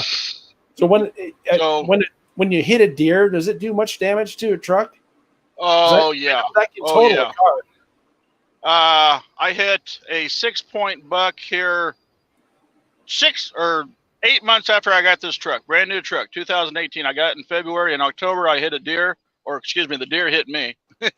But no, it bent the bumper within like an inch of the steer tire, and that's about 6 inches. So yeah, and it wasn't that big of a buck either. Wow. So yeah. So it could even cause a blowout, huh? Oh yeah. The other deer I hit, it hit. Let's see, how was it? Hit my bumper, blew out the headlight assembly for the headlight. The rear end kicked around and put a dent in my air cleaner, and then it deposited some mess on the step, and then I lost sight of it. Oh wow. And that was the second one. That was the second one. The first one went in front of me. The second one hit me. And the third one, I think, went underneath the trailer. There was 3 of them that were running. Yeah. Wow. But yeah, can't even imagine. So I have a question, because I've always wondered, and I don't think I've asked you this before, but I know usually guys that do trucking haul specific things, and you're container man. So does all your trucking involve containers, or do you do other stuff? No, the container man name is from when I first started on eBay. I bought me a lot of 300 containers, and there was 5 5-unit spine cars and 3 5-unit well car sets, but the containers was 300, so that's where I got Container Man 68. So in my lifetime of driving a truck, 14 years, I've only hauled 4 containers, and both of them there was 2 20-footers each time. So that's all I've ever hauled is 4 containers. So no, but I'll haul. The last 5 years I've been hauling for a flatbed company. We haul PVC pipe out of Kansas, out of the mid-central Kansas to either East Coast or West Coast. And then if I'm going to the West Coast, if it's California, Lodi, San Francisco, Hayward area, I'll go back to Lodi, and we have the same company there that I'll pick up and then come back points to the east. If I'm going west, or excuse me, if I'm going east, then I usually pick up steel plate or steel coils to bring back to the Midwest as well, to a case manufacturing plant or Agco manufacturing plant. Agco is they make they make Fint, and they make Massey Ferguson and a whole bunch of other stuff. So different Massey Ferguson plants. Also Valley, which is I think they make sprinkler systems, and then there's Valley. I think also make the high tension power poles, out of steel and stuff. And then anything to get me back to Kansas, and then I'll pick up another load of PVC pipe and go out again. And there's a lot of this load. I actually have this one. I got 3 drops. I got I'm in Hewitt right now at the receiver. I got Round Rock, and then I got Lafayette, Louisiana. I'll come back over to Houston and pick up oil drilling pipe and take it back to Kansas. And that's a lot. When I come down to Texas and Louisiana areas, I'll pick up drilling pipe and take back to Kansas. Yeah. Wow. I mean, so is it something that you're on contract with a bigger company like Swift or one of those companies, or is it a small private company, small company? We only got 8 trucks. Oh, okay. So, and we drive the boss. All he buys is the old style long nose extended hood Peterbilt 379s or 389s right now, dual air cleaners and dual stacks, and we got APUs on the truck and microwaves, and I got a TV in my truck, which was the boss's, but they're all set up fairly nice, and a whole bunch of lights and different paint schemes, and flatbeds are 48-foot flatbed with the spread axle, and then the front axle is a lift axle, so you can lift it up and down. Okay. But, and we do haul. I've hauled structural steel before, like H columns and I beams, and they get. I can only do 80,000, so I can't go over 80,000 for gross. But I can actually run, because it's only a 48-foot trailer. I can actually run an extra 5 feet behind the trailer, which makes up the 5-foot difference, which then is 53 foot. But we don't haul anything bigger than that. We don't do oversize. Right. So everything legal. Have you ever done triple trailer? No, never. Nope. Triple trailer and swinging meat and cattle, I will never ever do in my life. Are they just too dangerous, or what's the? Yeah, they're too dangerous. It's too dangerous. If you don't pack the cattle in just right, and so a whole bunch of them shift, and you're just going around a curve at the same time, they can shift enough to throw the truck and trailer over on their sides. Swinging meat's the same way. If you don't have it, I don't know if they do any swinging meat anymore or not, but they swing. It swings, so it's going to do the same thing. And right. Triple trailers, no, those. I've heard the truck drivers, if you're pulling triple trailers, you never look in the side mirror to look at your trailer during a windstorm. Because the last trailer is tracking about 4 feet either side of the second trailer. Right. Yeah. No, I'll never do that stuff. I guess anything that's heavy and alive in a trailer could move at any time. Especially because they're not stuck in there in squeezes either. So it would be easy to. That's the thing. They should be packed in tight enough to where they're not going to move around. And if you don't have enough, then you squeeze them all down into a center compartment or a middle. Or, the cattle trailers have different compartments. You can section them off. You definitely load up over the fifth wheel and over the tandems on the trailer, and like I said, you pack them in as tight as you can. If that doesn't work through the whole middle section, then you squeeze them off into a shorter section. Yeah, but I've hauled the 2,000-pound totes, the plastic totes, on the flatbed. See, I still have my tanker license, and the tanker license lets me haul those 2,000-pound totes as long as it's not hazardous. But they're not baffled inside the tank, so once you're getting going. It moves, and once you stop, I can still feel the trailer rocking back and forth from all that liquid sloshing in those tanks. Yeah. So it's not as bad because in a tanker, most tankers will have baffles in them to prevent that from happening, but some don't, and then it gets really bad. So you got to kind of you gotta get the truck moving with the liquid moving as well, and get it all in rhythm, and then it works. Right. So yeah, that's got to be difficult. I mean, I guess it takes time to get experience to know how to best deal with that stuff. yeah, sometimes you just gotta live with the rocking motion too. Yeah. That sucks. You stop, you're seasick from stopping. It's not quite that bad, but you can feel it, you know. Heck, I mean, even I've been out here so much, and sometimes I'm out here too long because I can say I get stopped or I'm in a traffic jam or something, and I'll be sitting there and I'll think it feels like I'm moving, so I push the brake down a little bit harder, even though I got my foot on it already. It just you get a little slight vertigo going on. Right. It's weird, but yeah. So, wow. Yeah. All right. Well, so I don't have much else. I figured I was in here and do a trucker interview here. So, but anyway, I want to thank you since I got you on here. Thank you for your support over the years and for taking the time to call in here today.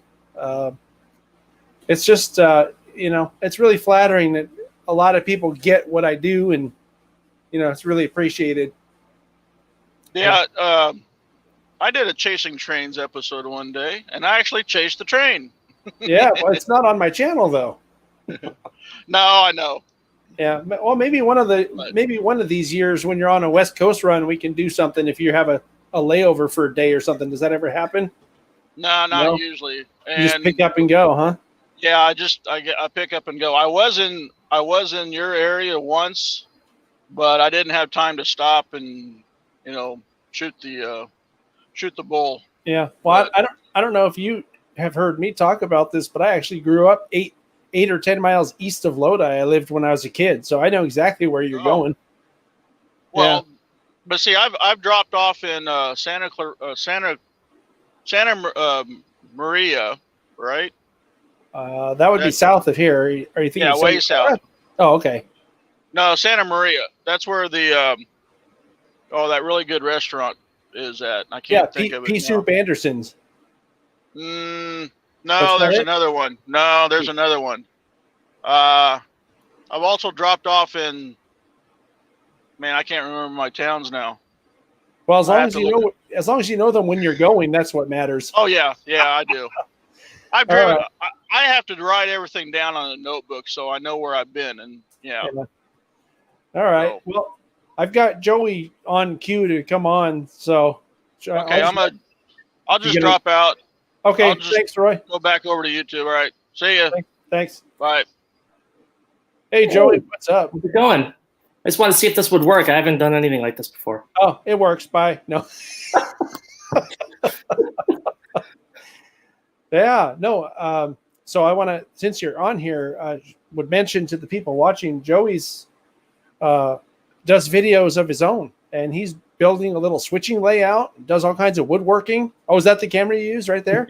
Yeah, it's the Nikon 5600. Very cool. Well, whatever you're using looks good. So. Yeah, I actually bought that specifically for recording video. Oh, interesting. I have a lot of Nikon lenses from, I do a lot of professional photography with weddings and portraits and stuff. So I figured, why not get a camera body where I can use all my lenses? Yeah, no, that makes sense. I mean, and the videos look great. So whatever you're doing works. Well, I'm just pressing the record button. Yeah. What made you decide to start your channel? At first, it was just to kind of document what I've been doing. I've been following a couple people here and there at the time, and I was like, you know what, this sounds like fun. I wanted to get into video a number of years ago. I was actually accepted into a film school, but I decided to get married instead of go away to school. So I blame my wife for that one. Was that the last mistake she made? Well, it saved me a lot of money, actually. Right. Well, maybe not. I don't know. Well, I don't know. If you married someone and it saved you money compared to going to school, you probably married someone very good. I did. I'm not gonna knock her. She's actually fantastic. So well, you can't knock her, because if you talk about how bad her decisions are, and you're one of them, then what does that say about you? Well, her fault. she got into it. So I have a funny story about that if you have a minute. yeah. When I was in sales, I had a couple come in where I was working, and the woman, you could tell that she liked everything expensive. You know, they walk in, he's like, just show her the most expensive stuff because she won't want anything else. So as a salesperson, I'm like, oh, well, that's good, because I'll probably make more if they end up buying the expensive stuff. I didn't really think that way, but it's, anyway. So at some point during the what's the word for it? The procedure, I guess, she ended up going into the bathroom, and he was just complaining the whole time. Oh, she this and she like that. And I was thinking to myself, how can I make this guy stop talking crap about his wife? And he said that, all she wants is the best this and the best that, and it cost me a fortune. And being married to her is a lifetime investment, or just bitching the whole time. And I said this, I'm like, she picked you, so you must be a pretty good guy. And he just stopped. It was so funny. And I wasn't intentionally trying to manipulate the guy to get him to shut up. Yeah. I just thought it was uncomfortable because he was saying all that stuff right in front of her too, and it's like, I thought she was embarrassed, and I don't know. So when she was out of earshot, I mentioned that to him, and he didn't say anything else for the rest of it. No, I love my wife dearly. She's my soulmate. There you go. I do. She puts up with all my nerdiness, so it's good. Mine does too. She actually it gets involved with my nerdiness now. Oh, mine won't. Oh, no, she doesn't. She's like, you go do your thing, and I'll do my thing. And the only thing we really have in common, as far as nerdiness goes, is our love of photography. That's how we met. So we were both wedding photographers, and we met and got married. Did you meet at a wedding? No, we actually met at a workshop. Oh, like a bunch of photographers got together and just we're teaching each other things, and it was something to do with like studio lighting or something like that. Right. And we just hit it off right from there. That's cool. Well, I mean, I didn't even realize that you were a professional photographer before. Yeah, I'm actually didn't know that. My father taught me how to develop black and white film in our basement. He built a darkroom. I think I was 6 or 7. And he taught me how to see as a photographer, how to see the world in contrast versus, like for black and white photography versus color. Right up until I went away to school. I actually went to the Art Institute of Pittsburgh. And I got more photography experience through that. And then I started doing weddings and portraits and all kinds of things. I actually had quite a few magazine covers. Probably no magazine you've ever heard of, but it was pretty cool. I got to photograph some pretty famous people. Oh, no way. Who's the most famous person you got to photograph? The most famous I don't know if you ever heard of the Goo Goo Dolls. I've heard of them. Yeah, so the bassist, I photographed him for a magazine cover. Yeah, but that's just the bassist. That doesn't count. Yeah. Well, I don't know. Like I said, actually, I would say the most interesting person I've ever photographed was another photographer by the name of Milton Rogovin. Okay. And he did some really famous triptych photography work of families in the 50s, 60s, and 70s and how their lives changed those periods. Like he would visit them every 10 years and photograph their family. And he was famous for that. And so I got to interview him for a magazine and photograph him. So it was actually an honor to have, and I love his work. It's fantastic. It's gorgeous. Yeah. And so that was probably the best photo shoot I've ever been on. That's pretty cool. Did you get to talk to him and pick his brain about any of that kind of stuff? Yeah, actually, he loves to talk. Well, he did. He had passed away about 10 years ago. But yeah, he showed me like a bunch of his books. He explained all the things he was doing and he was really into, you could tell he was a people person because he would explain these people's lives and their reactions to him and how he went about like getting them to be easy in front of the camera and not feel weird about it. So he'd have all these tricks to get them to just act natural because he didn't like posed photos per se. And he'd have all these little tricks, and I took a lot of notes from that. So that's cool. Yeah, that's really cool. And it's neat to be able to meet someone that you admire, their work. Yeah, it was an honor. That was like when I met Sparky. I admire his work so much. It was a real honor to meet him. He's I laughing. can't see the chat or anything, so I don't know. Yeah, he's laughing in the chat, I'm sure. So what other things do you have going on with your layout? I don't remember seeing any videos too recently about it. I'm actually editing one right now. Cool. It's actually not a layout build. It's actually I could show you. It's One of your wood projects? very messy basement. So Probably I when you- got rid of everything that was down here, and I filled it up with a bunch of other stuff. So I built this. Nice. So it's a display cabinet for my HO stuff. Cool. And so I'm just putting together the video for that. Well, that'll be fun to watch. Maybe it'll inspire me to try to build something like that, and I can hang it back here in my office someplace. You get some tools, man. That's the real key, isn't it? I got to get good tools because I don't have good tools. I got some tools, and they work. They fix the stuff. I almost said a bad word. They fix the stuff around the house that needs to be fixed. Generally, yeah. I have a great story about fixing stuff. So the air conditioner went out on the house, and it was blowing, but it was blowing room temperature air. So I had to figure out what was going on. I didn't realize how simple air conditioners are. I don't know if you know this, but it consists of something called a capacitor. Around this big housing inside is just a little thing about that big called a compressor. Yeah. That's it. Well, I looked on YouTube and I found that a capacitor might be the problem. So I went to Amazon and I looked for the right capacitor. Yeah, I checked out the capacitor that's I'm pointing because it's back here behind me. I found the capacitor that's similar enough to the one that it uses, had all the same, what do you call it? Specs, I guess. Put it on and it worked. So I instead of calling the air conditioning company, they probably would have charged me hundreds of dollars. I was able to fix it for about $15. And I was so excited. So I had enough tools to do something like that. So I mean, they work. I just don't have a bunch of woodworking tools like what you have. Yeah, I think whenever I'm building something or whenever I know I'm going to build something, I'll buy the tool for that, knowing that I'll keep using it in that manner. Right. So one of the best things I ever was the first thing I ever bought, like the big thing, was like a table saw.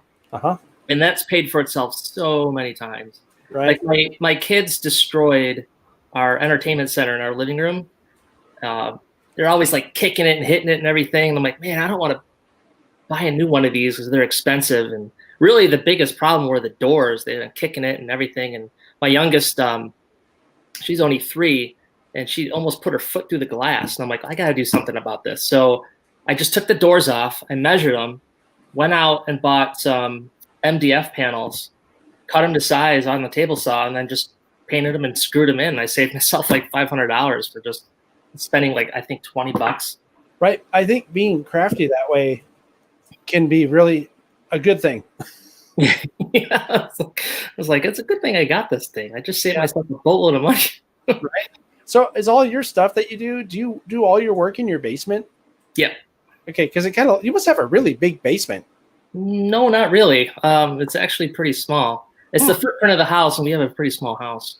Oh, okay. I mean, just based on watching your videos, it seems like it's big. It's probably just because you're cleaning stuff up and cleaning up the corner you're shooting in or something like that. Yeah, everything is like, so there's like a big mess back over here.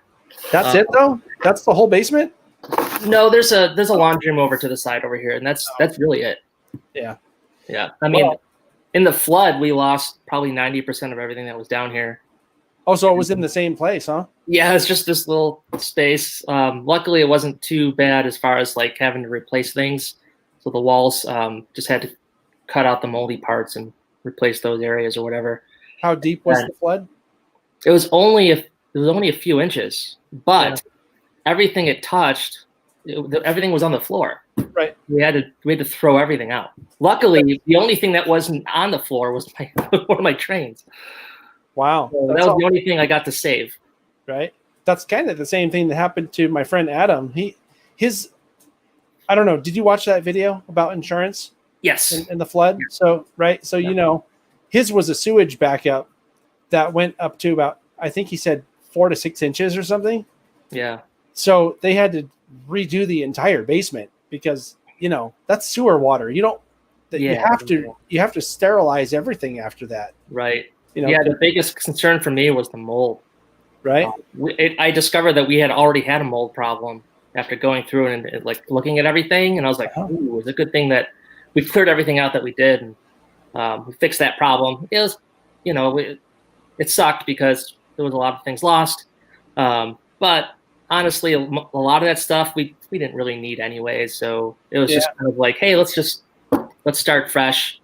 And then we had a storage unit that we were paying for my wife's stuff from her previous life. And so that's this stuff. That's the storage unit. So now we have to pay for a storage unit. But I lost all that space. So all that space is taken up again.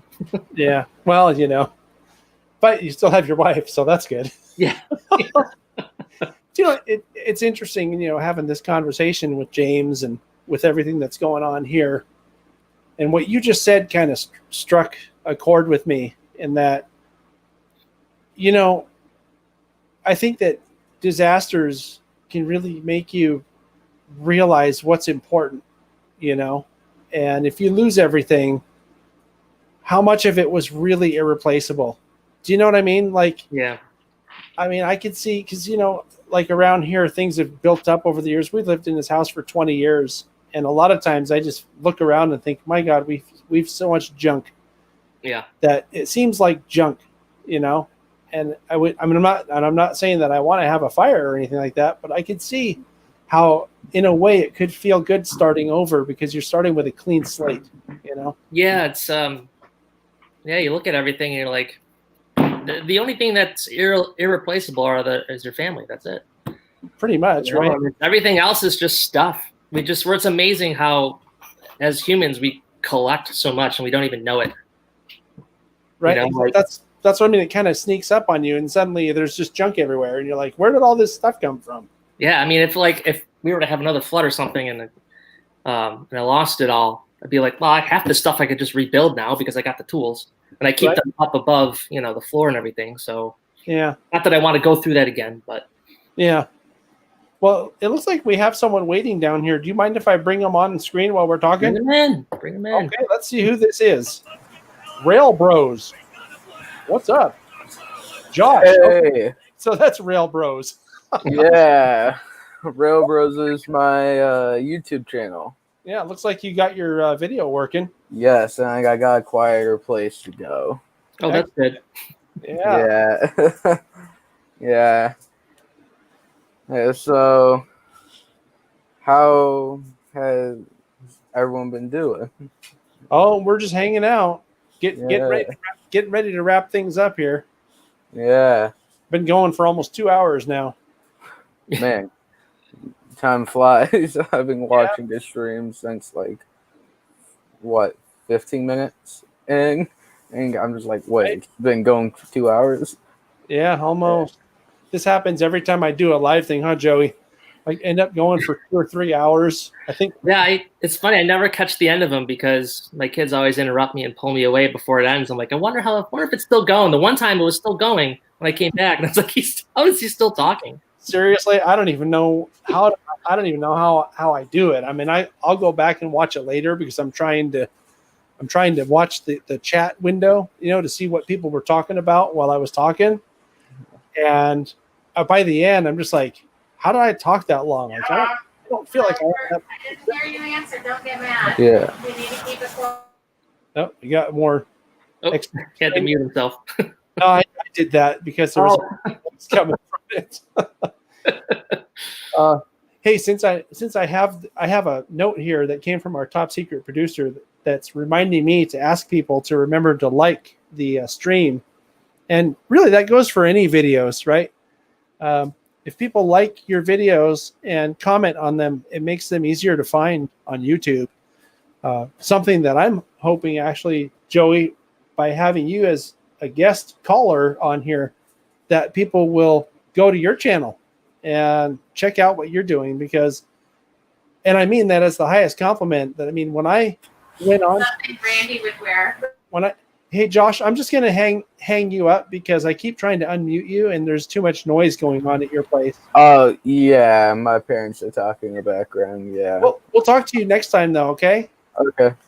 Thank you. What I was gonna say, Joey, is that when I went to your channel the first time, I was actually surprised at how good it was because I didn't know. I mean, I knew that you were train crew, and we had just talked on our virtual meetups and stuff, or hangouts, whatever you call it.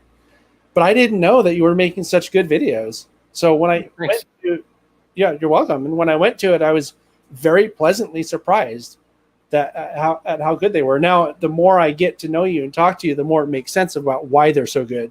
Because obviously you're in. I mean, photography is a form of production. I mean, it's not, as you know, it's not the same as videography. Right. But a lot of the principles are the same, and whatever you're applying is definitely working. So good job. Well, thanks. I'll definitely have to say, after being a photographer most of my life, video, that's hard. Like there's a lot to it. Even like editing these videos, it's like that cut doesn't look right. That doesn't feel right. I have to redo that. And you spend so much time like in it. And it's like, that's hard. You know what's hardest about it? And you were talking about earlier about doing weddings, and I've done a lot of weddings, videography. Mm-hmm. For weddings. And, the photographer really orchestrates everything at a wedding. The videographer does not get to orchestrate anything. Right. I mean, I never did. I'm the kind of guy that I would be documenting everything and trying to be unseen otherwise. I don't know if that makes sense to you. Yep. Whereas, I don't know if you were like this, but most of the weddings that I went to, the photographers were like directing everything. Okay, everybody, give us kiss or whatever, that kind of thing. And so if the photographer did not get the shot that he or she wanted, they would restage it. Say, okay, well, I didn't get that kiss. Can you do it again? Right. Do it again. Well, when you're doing a video in the style that I do it, you get one chance. And this happens a lot with trains too. You get one chance. And if 4014 is coming through and you have one chance to get it, you better make sure it's right, because you can't tell them to back up. They're not going to turn around. Exactly. They will not go back. So I don't know if you saw that, but I wanted to thank Cole. I put it up here a minute ago. Thank you very much, Cole. $1 may not seem like much to you, but every penny helps us. So, right? Is that for thumbs up, or is it do more? Thumbs up or do more. Either or. Or both, right? Or both. But you know what I mean? You get one chance with video. And I mean, in the case of trains, you get one chance with photography too. So, don't get me wrong. But, I don't know. I always think of it as being a little harder, because also you have to worry about audio with photos. You don't have to worry about the audio. You just have to make sure it looks good. As long as it looks good, you're golden. Yeah, this mic, I'm not happy with this mic. It's a cheapo one. It was only like $80. Is that the one that you do all your narration with too? No, the narration I actually record on. I actually bought. I'm on eBay all the time, right? And yesterday I bought something off eBay. It's just a voice recorder, but you can also use it as a mic. And it's got like really good reviews, and so I figured I'd do that. Hopefully, it's better than this thing. But all my narration, I play the video on my computer with the sound off. Oh, and I just record myself talking over it, and then I cut that in. Well, are you using the built-in microphone on your computer? Yeah. How do you think I knew that? I'm pretty sure you did. So I have a hot pro tip for you. You can get something like this. This is a Samson COU3. This is a USB condenser mic, and it has a nice big diaphragm, and it makes really nice audio for narration. They sell this on Amazon for like, I think $100. Oh man, I wish I came onto this before I ordered that other thing. Well, Well, we'll see how it goes. We'll see. I mean, it's not. It's a portable voice recorder too, so I can take it wherever I want. And yeah, does it work in your computer or does it work on your camera? Because this is for the computer. Oh, it just has like a quarter-inch jack line out, or was it quarter-inch, eighth-inch jack? I forget. What are the other? Whatever this thing takes. So it's got a line out from that, and I can just plug it into anything that has a line in. Okay, so it might work on your computer depending what your computer is. I can just plug it into the mic jack on my computer. I believe. We'll see. Yeah. If it doesn't work, I could say Samson, which is the company that makes this one. They also have another one that's called the COU1. That's also a large diaphragm. I think it's a 19 millimeter diaphragm, so it gives you nice, clear, nice, rich sound. Oh, that's good. I mean, when I was looking at the different brands, I did see that brand name in a lot of the top reviews. I was like, the one I bought, I think, is a Zoom. I know that got some pretty good reviews. So microphones like this on the front of it. Yes, exactly. Yeah, I know what you're talking about. Yeah, they're stereo microphones. So hopefully it sounds good. It's probably really good. I've heard recordings done with those Zoom recorders. If it doesn't work as a USB interface with your computer, though, these Samsons are really, really good. Cool. I'll have to remember that. Yeah. If you ever have any questions about any of the stuff that I use, you're welcome to contact. Well, you know how to contact me. I'm easy to get a hold of. Yeah, I'll just send you $10 more. Maybe I'll get another mug. 20. Yeah, well, the mugs come for free apparently. A mug a week. Oh, so hey, I don't know if I mentioned this. I'm going to be talking about this on what is this? A question somebody has? Question. Look at the mic. Oh, somebody's asking what kind of mics I use for recording models, and that would be the Audio Technica shotgun mic. It's an AT 825, I think. I don't remember the number on it. If you can you read? I don't think it says on it though. Does it? Hang on one second. Sorry, Joey. I didn't mean to interrupt you, but it's an AT875R. This is what I use for layout tours. This records the audio of the models, and it also records the audio of the person talking. This is also what I use for model railroading with Jack Burgess. People will notice on the model railroading with Jack Burgess series that he does not wear a lapel mic anymore. He did on the first few episodes, but I got these shotgun mics, and I like it better because that way you don't have to worry about the person wearing something.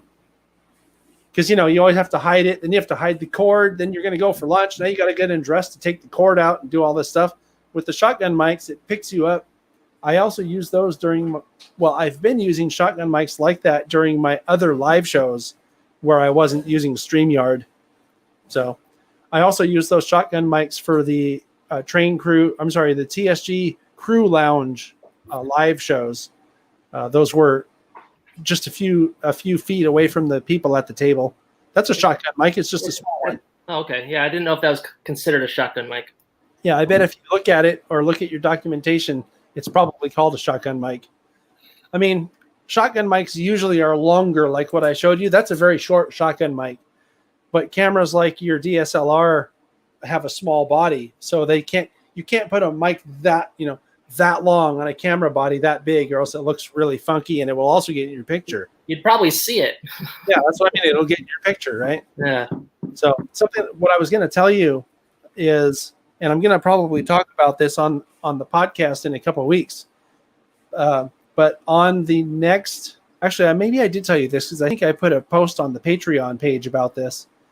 The next private Patreon, train crew, a virtual hangout that we're doing, I invited Michelle Kempema from the Colorado Model Railroad Museum. She's also a train crew member, by the way, but I invited her to be the guest, so I'll be talking to her, interviewing her kind of so that people can get an idea what she's about, because she's a very smart and well-connected person in the railroading and the model railroading, and even more in the tourism community in her area. She sits on the state board of tourism. She does all kinds of, she does all kinds of cool stuff that's not even related to trains.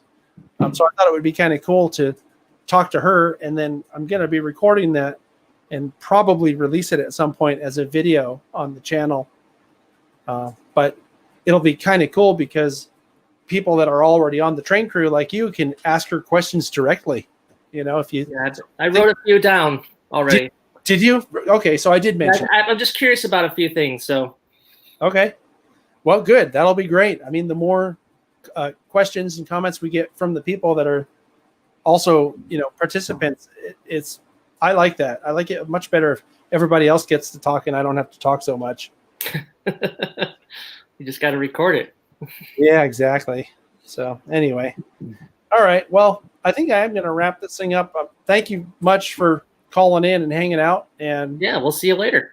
Right. Also for your support all this time. And if anybody wants to go look at Joey's YouTube channel, it's just your name, isn't it? Just my name. Yep. I couldn't think of anything else. So Superstar 2020. I mean, just an idea. Nah. Or just like, yeah, logo hat 24. So.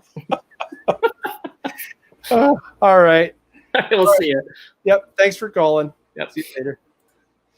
All right, everybody. So I'm going to wrap this up. We've been going for a couple hours. I think that's probably enough. I don't see any more real questions in here. I saw somebody was asking if I had a lapel mic to sell. I don't really, Andy, because I do keep it because I will use it again at some point. Weddings are a great time for wireless lapel mics. You can't do a wedding with a shotgun mic because you usually can't set up your cameras that close to where the talking is.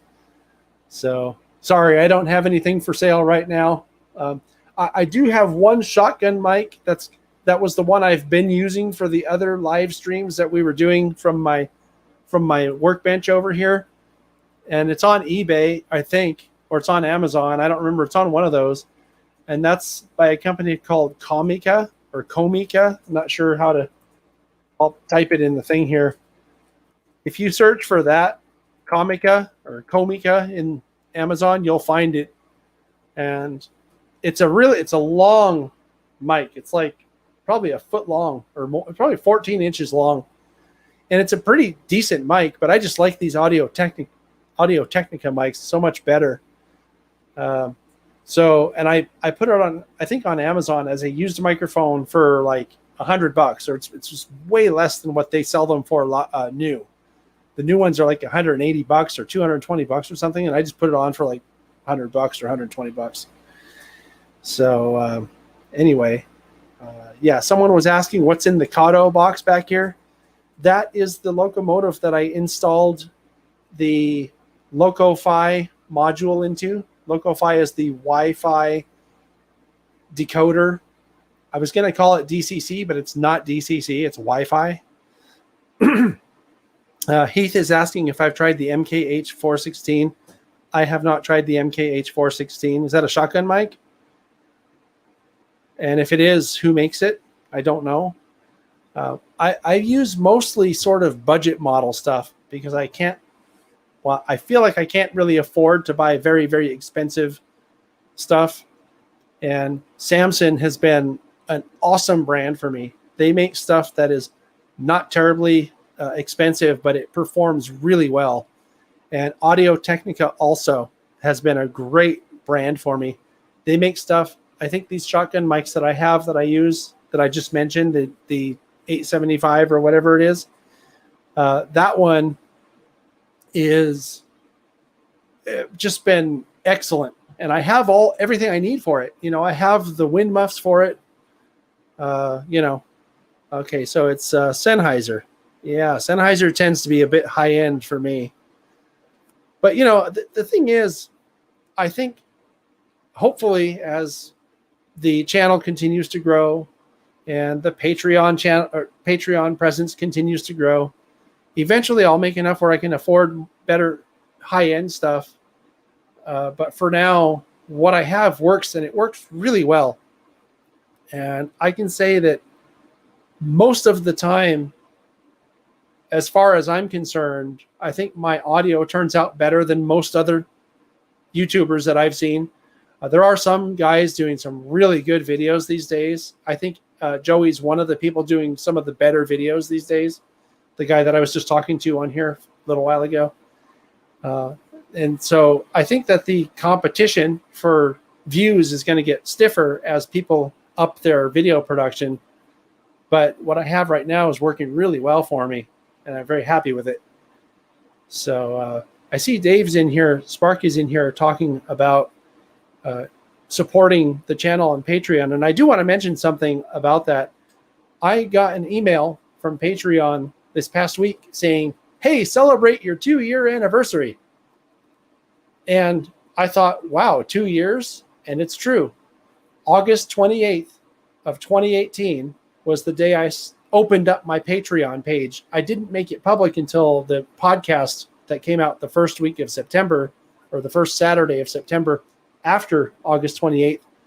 But it's been 2 years already. So happy anniversary for 2 years of Patreon. So I'll probably be mentioning that on the podcast. And I should mention that I would like to eventually turn off the ads on this YouTube channel, but I won't be able to until Patreon's making enough. I think that also there's another one, Humanity Junction.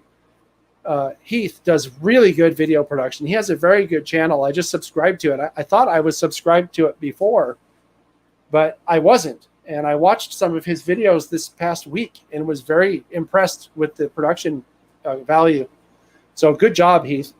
I just wanted to mention that because I see you on there. And also I learned about the name Humanity Junction and not Human City, which is what I've been saying.